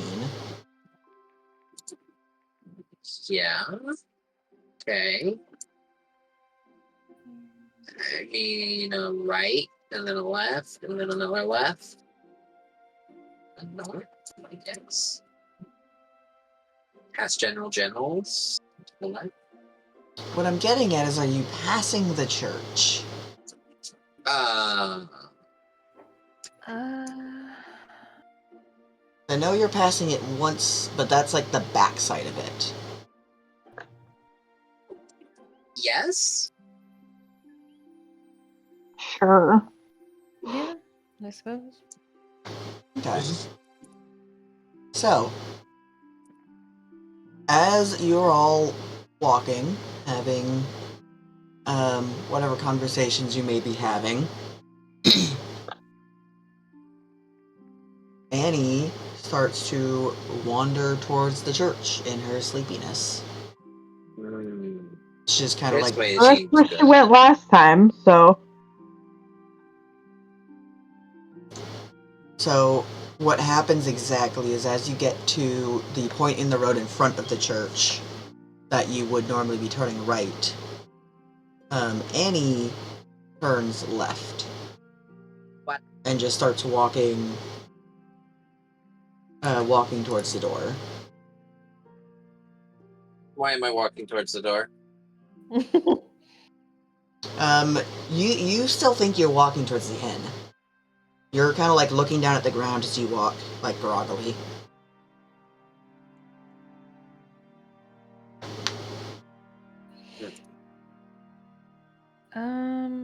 I would assume that at least either Tali or Lilith would more than likely notice that Annie's gone. I would hope so. Yeah, more than likely. Lilith is gonna turn around and see that Annie's disappeared. Just wait, Tali, where's Annie?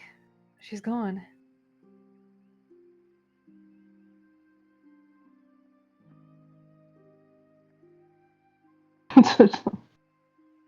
Tali's just gonna turn around and do I need to roll a perception check or anything to see the church nearby or no? No.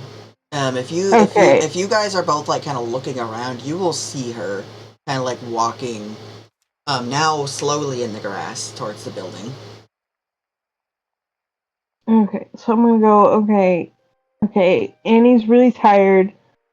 And last time this happened, she went to the church before we did anything else. So maybe she just went in the church. And Tali's just gonna start walking back towards the church. Lilith will be walking beside her. Okay. Annie, you are standing inside the inn, but no one is there. There's no one behind the main desk. You're just You said the alone. inn? Yes, the inn. What the fuck? What? You're gonna have God to keep going. damn it! I hate it here. No. So, Tali, Lilith, we will go back to your point of view in a minute. But right now, Annie, you're standing inside of the inn. You don't see Tali, you don't see Lilith, you don't see... Annie's gonna do the... Hang on. I need... There's a thing for this. The owl head turn. This. Annie's doing this.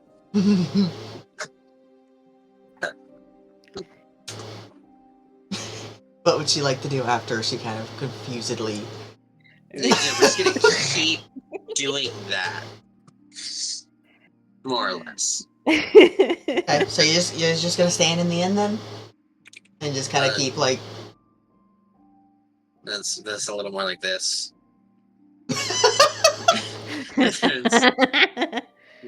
then it's a little... With a little...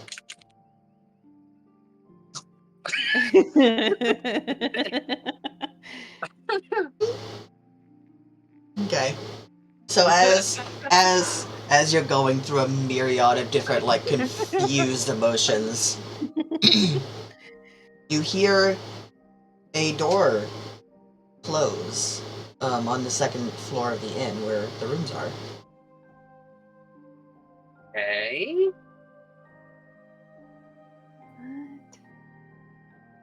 Annie.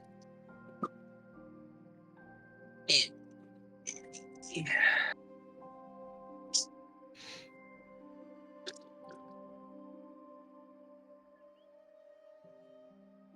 Are any signs of life? Is there like any food lying around? Any papers left lying around?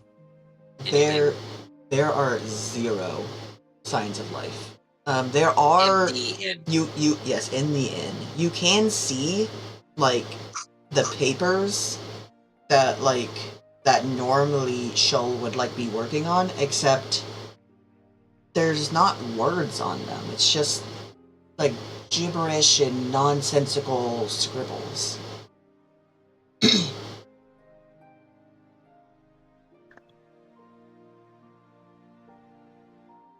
Okay. We draw our dagger and start going upstairs.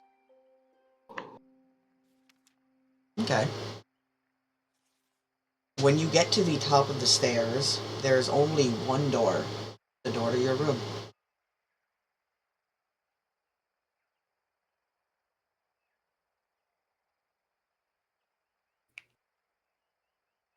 Okay.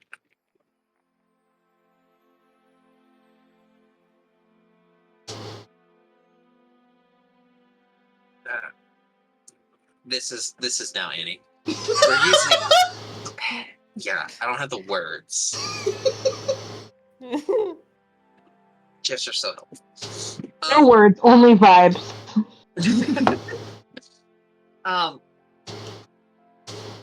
We walk through the door. Okay. You open the door, and you see yourself. What the hell? You are frozen in time, leaping through your window. Your arms crossed over your chest, holding, one of them holding your dagger, and your wings opening behind you as shards of glass are frozen mid-air all around you. Falling through the window? Wait. Like you jumped through it. Like ready to fight. You jumped through it. That's what you see. It's like a frozen version of you doing that. What happens if I move towards it? I move towards it to find out what happens if I move towards it. Okay. Better way to put that. That's a good way to find out. So, as you move towards it,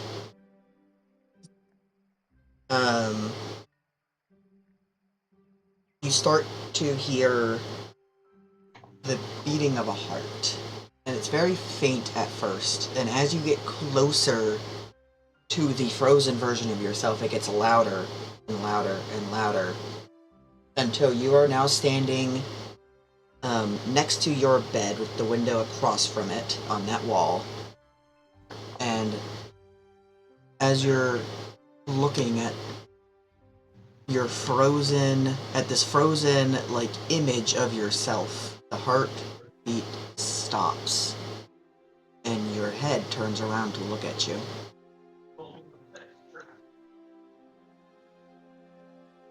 So the image of itself, without moving any part of its body or whatever, just did the owl head turn to look at you.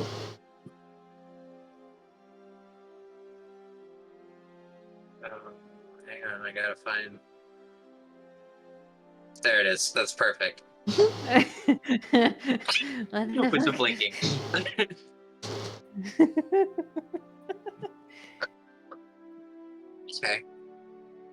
Is Annie having poison-induced hallucinations?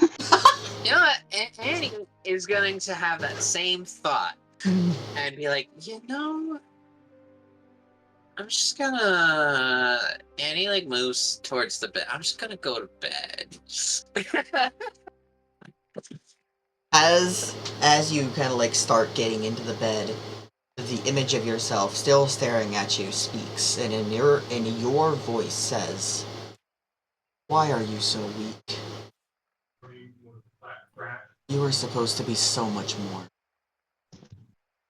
Look, first I'm gonna need you to define weak. Like, are we talking ethically weak, physically weak, mentally weak? Like, if you're me, you know as well as I do, that's not a simple question. The image of you moves back through the window in reverse. As it does, the window reforming itself, all of the shards coming back together. And the body, this image of you, goes in, does the reverse of, you running to and then through the window. And is now standing in the middle of the room. And then turns its head back to look at you and goes, "I have seen you in every battle. I have helped you in one.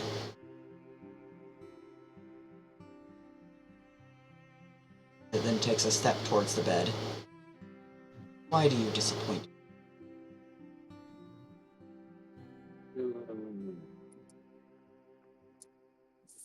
Annie's just gonna be like, my therapist would love to unpack this.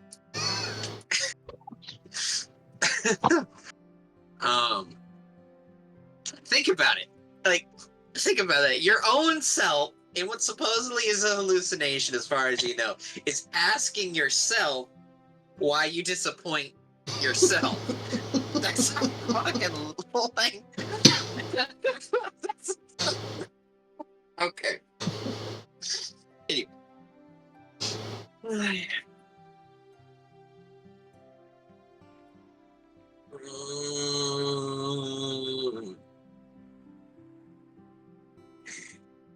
It's like, look, I'm tired. What do you want? Get to the point. You dare speak to your savior in such a manner. The figure then gestures to the wall that has nothing on it, and then turns its head to look at the wall and says, "You were at your most powerful only after you had been brought down to your lowest and most pitiful state. Do I need to arrange for this to happen? Was it a mistake for me to have rescued you?" Who are you? So right after you finish saying that, you blink and you are now chained to the wall in the same way you were all those years ago. I knew it. Something in me was just Get it? like. Because I'm just gonna add some flavor really quick. Every time Annie says the word "who," it comes out more owl-like than word-like. Anyway, continue. The image of yourself walks towards you, and as it does, it shifts into a Fey jailer, but still with your eyes. No, not again. Annie rolls her eyes as much as... Well, she rolls her head because her eyes don't do that. You suddenly, after you say that, you suddenly feel the pain on your wrists as your body is pulled downwards against the shackles. You...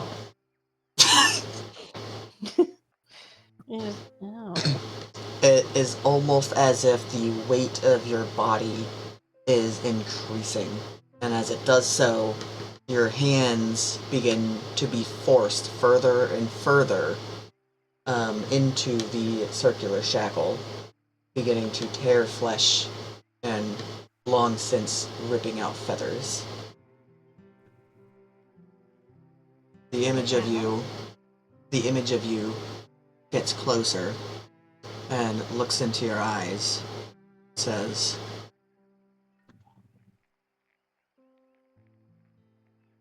"Always calm, always pretending like nothing gets to you.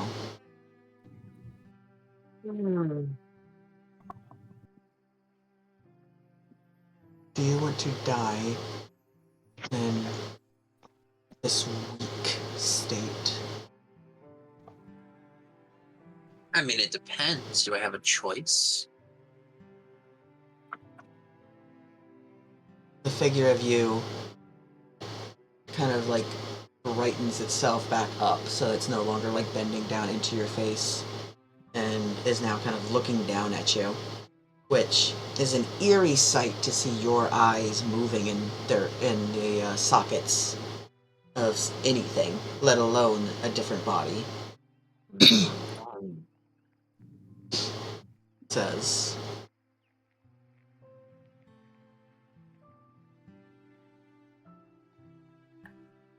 "You do have a choice through me.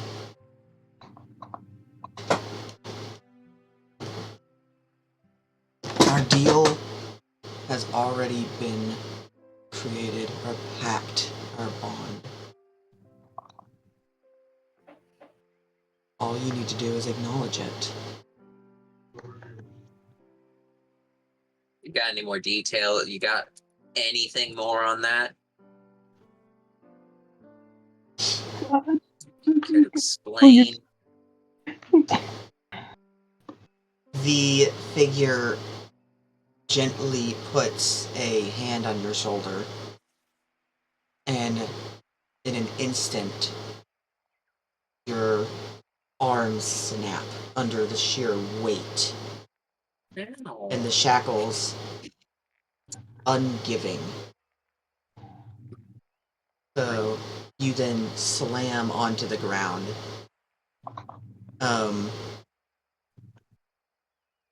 Handless. And the jailer kneels down and puts a hand on each of your cheeks and raises your head to look at them as its body begins to shift once more. However, this time it doesn't change to become you or any being that you recognize having seen before. Instead, the figure becomes more muscular and more ethereal. Around its own wrists, shackles begin to form. However, these shackles don't bind it. They belong to it. The chains almost acting as if they are extensions of the being's body, wrapping themselves around your shoulders and torso. The being, still looking into your eyes, speaks, this time in a booming voice that is almost almost impossible to recognize as a voice if it weren't for the fact that it was like forming into words. And it says, "Your soul belongs to furrows. You have given yourself, or rather been given, to a god. And it would do you well to remember that. Unless you wish to die as weak and pathetic as you are now." And with that,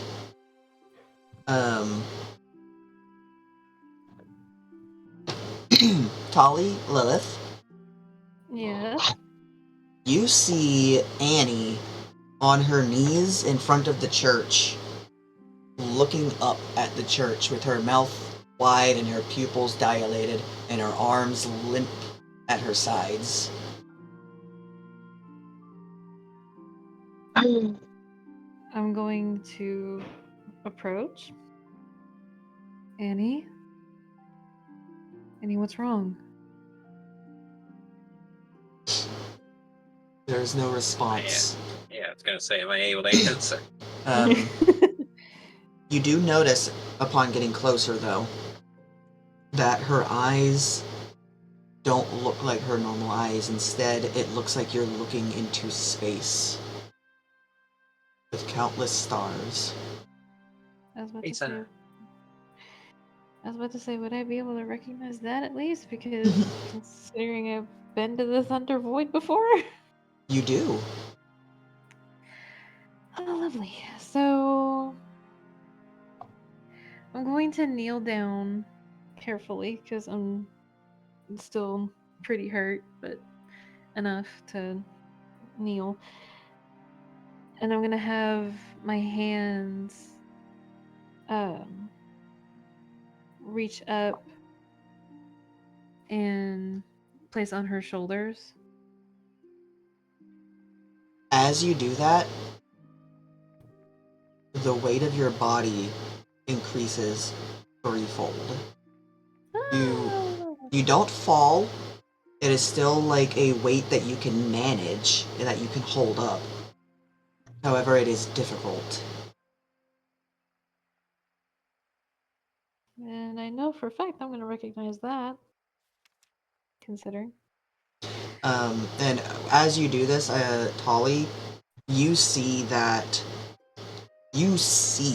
the weight of Lilith increase. You see her hair no longer blows in the wind. It is going straight down, almost as if it is made out of iron. You see her clothes become heavy. You see the strain on her muscles. Cool. That's great. Fantastic. Tali is gonna go, Lilith, what the fuck?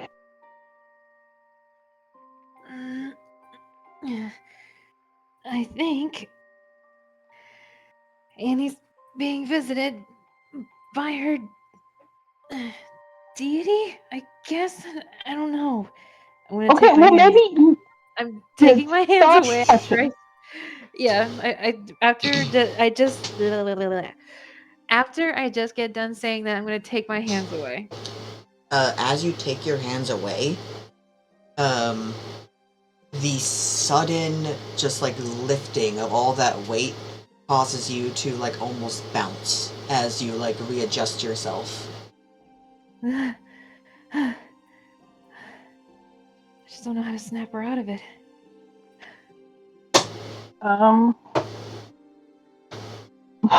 Maybe we should just wait a minute.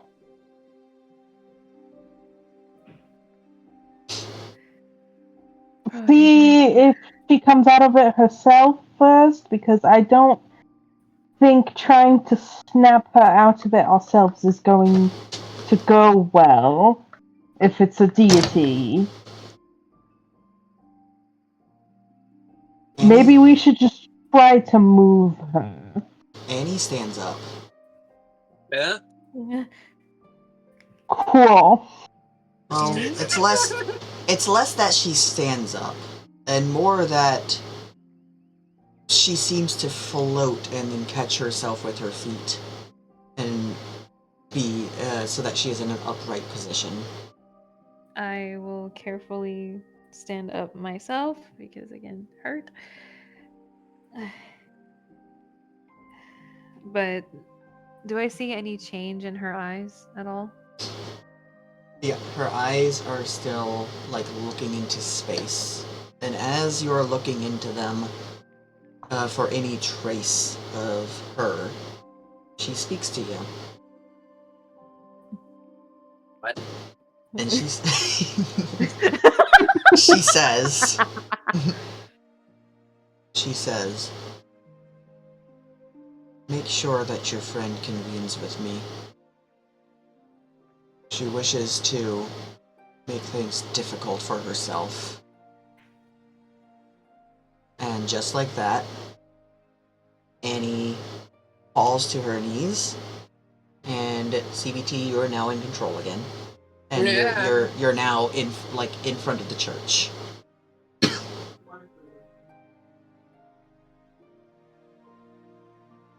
What the fuck? Annie. You good? Ooh,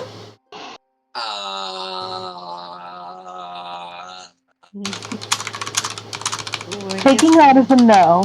yeah, let's say. I think you just communed with your deity. The one that you have a contract with? That's the problem, guys. I What? don't. Okay, well, somebody made one for you, and now you'd like this. So we're gonna have to figure it out. Oh boy. And they Uh, just told us to make sure you commune with them. how do I even do that? I don't know. Pray to them? That's the best thing I can come up with. I, uh, okay. But right now, I'm just glad that you're okay. Why don't we head back to the inn? And sounds good. Sent a message.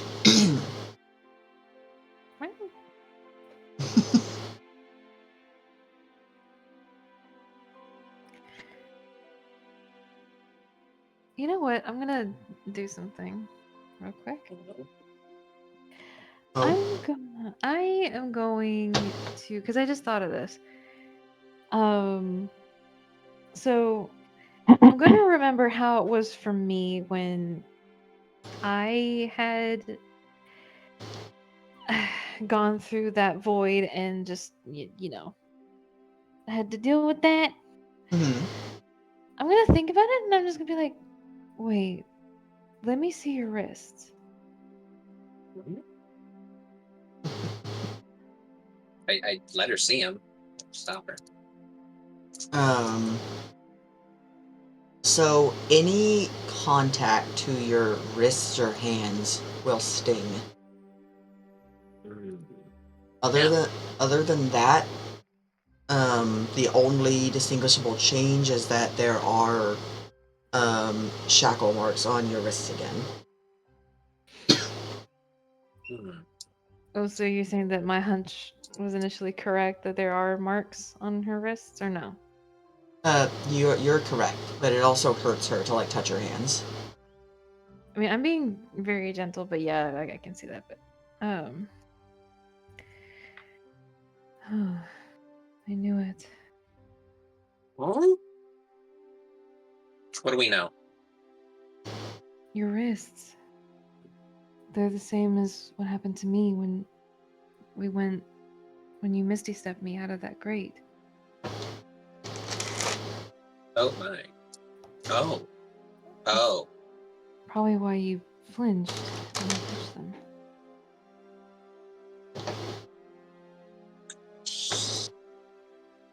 Right.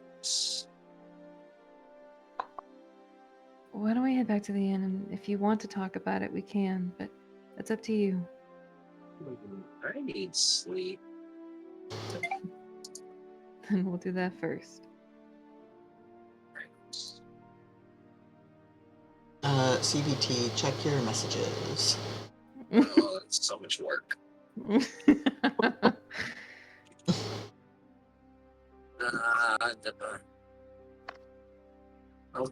Okay.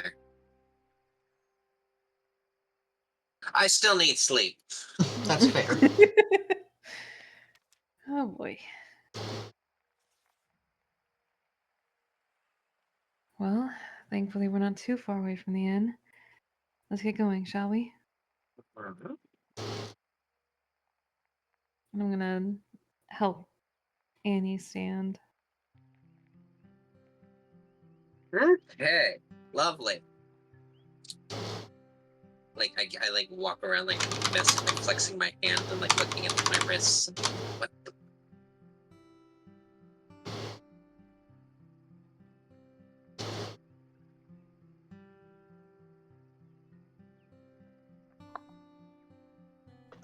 But then I suppose we start making our way to the inn.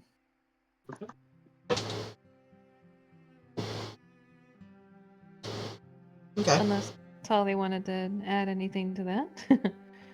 Nah. Okie dokie. Just checking. You make it back to the inn with no further interruptions. As you walk through the doors,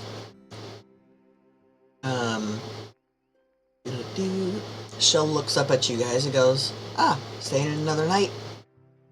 Mm-hmm. I swear, you guys look worse and worse every night you stay here." Thanks.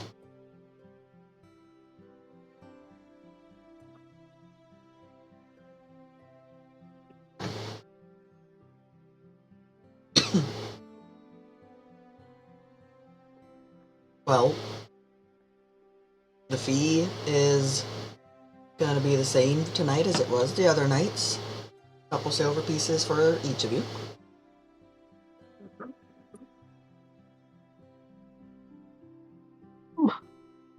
God, why is my foot asleep like that? It's so bizarre. Hate Hmm? this. Sorry. My foot is asleep in a very weird way. Ooh, I hate And it when it's that like, happens. it's not even like the tingly, it's just weird. It's like halfway between tingly and not tingly. Uh-oh. The one See, where Don't like it like. feels like you can walk on it, but then you try to, and it's just like. Yeah, except I haven't tried to walk yet, but I feel it. I know. see, whenever limbs, like my limbs fall asleep, especially when it My comes to like my feet and up to my legs. I remember one time, I was in band and we were just, it was like around the time where we were able to take like breaks and we were just kind of sit around the band hall.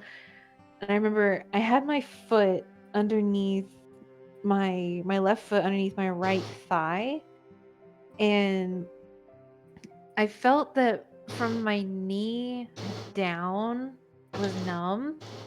Like I could still tell that I had a leg there, but since I wasn't moving, I couldn't really feel it.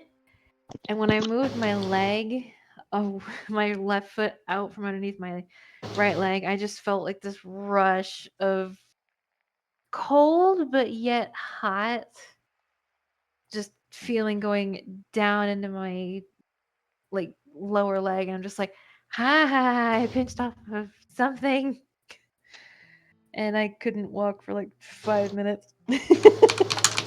Okay, did you say one silver piece or one gold piece? 2 silver. 2 silver, okay.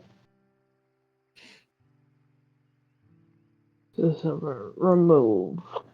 Alright, slap down 2 silver. I'm just going. Sleepy, sleepy. Tali also still has a level of exhaustion. Like,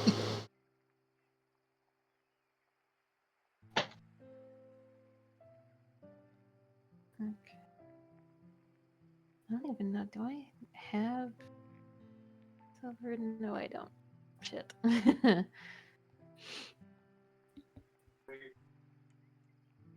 You know what? Screw it. I'm just gonna put down a gold. Whoa. I I don't have any silver. Her eyes light up and she goes, "That covers everyone. Thank you so much." And she kind of Do I scoops it get up. my 2 silver back then? We'll say that she hasn't taken it yet. It's still sitting on the table. I take it back.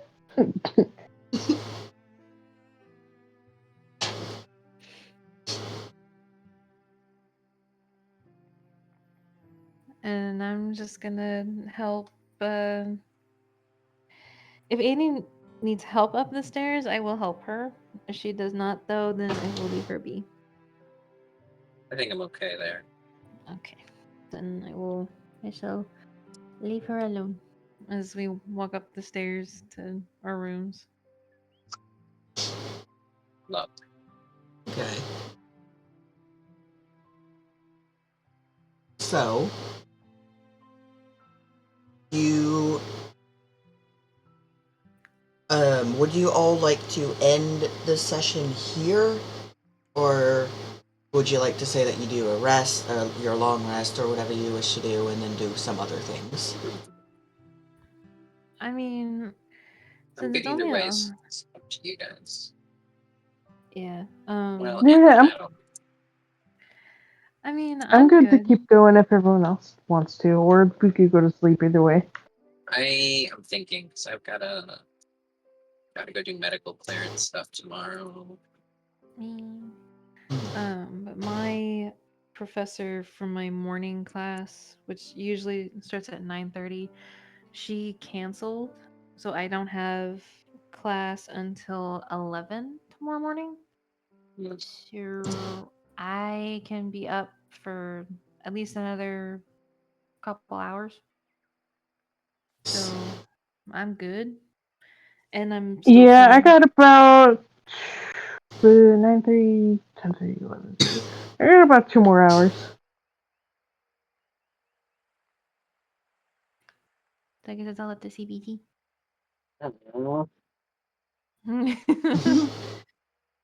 Tired, but like Annie's exhaustion is my exhaustion. Mm-hmm. I don't know. That's Flip a coin. Well, what time do you have to do all that stuff at though? Question. fairly. I don't know. Fairly early. It, It's not scheduled. I just have to do it in the morning. I only have 48 hours to finish it all, and you got to get in because it's a workplace thing. well, I was think gonna say like if it's a certain like clinic place, then you probably should go to bed now. That way you can get there early. But You know those clinics that like do like worker clearances? that Yeah. one, yeah. So I have to go get the FAA to say that I am a reasonably fit individual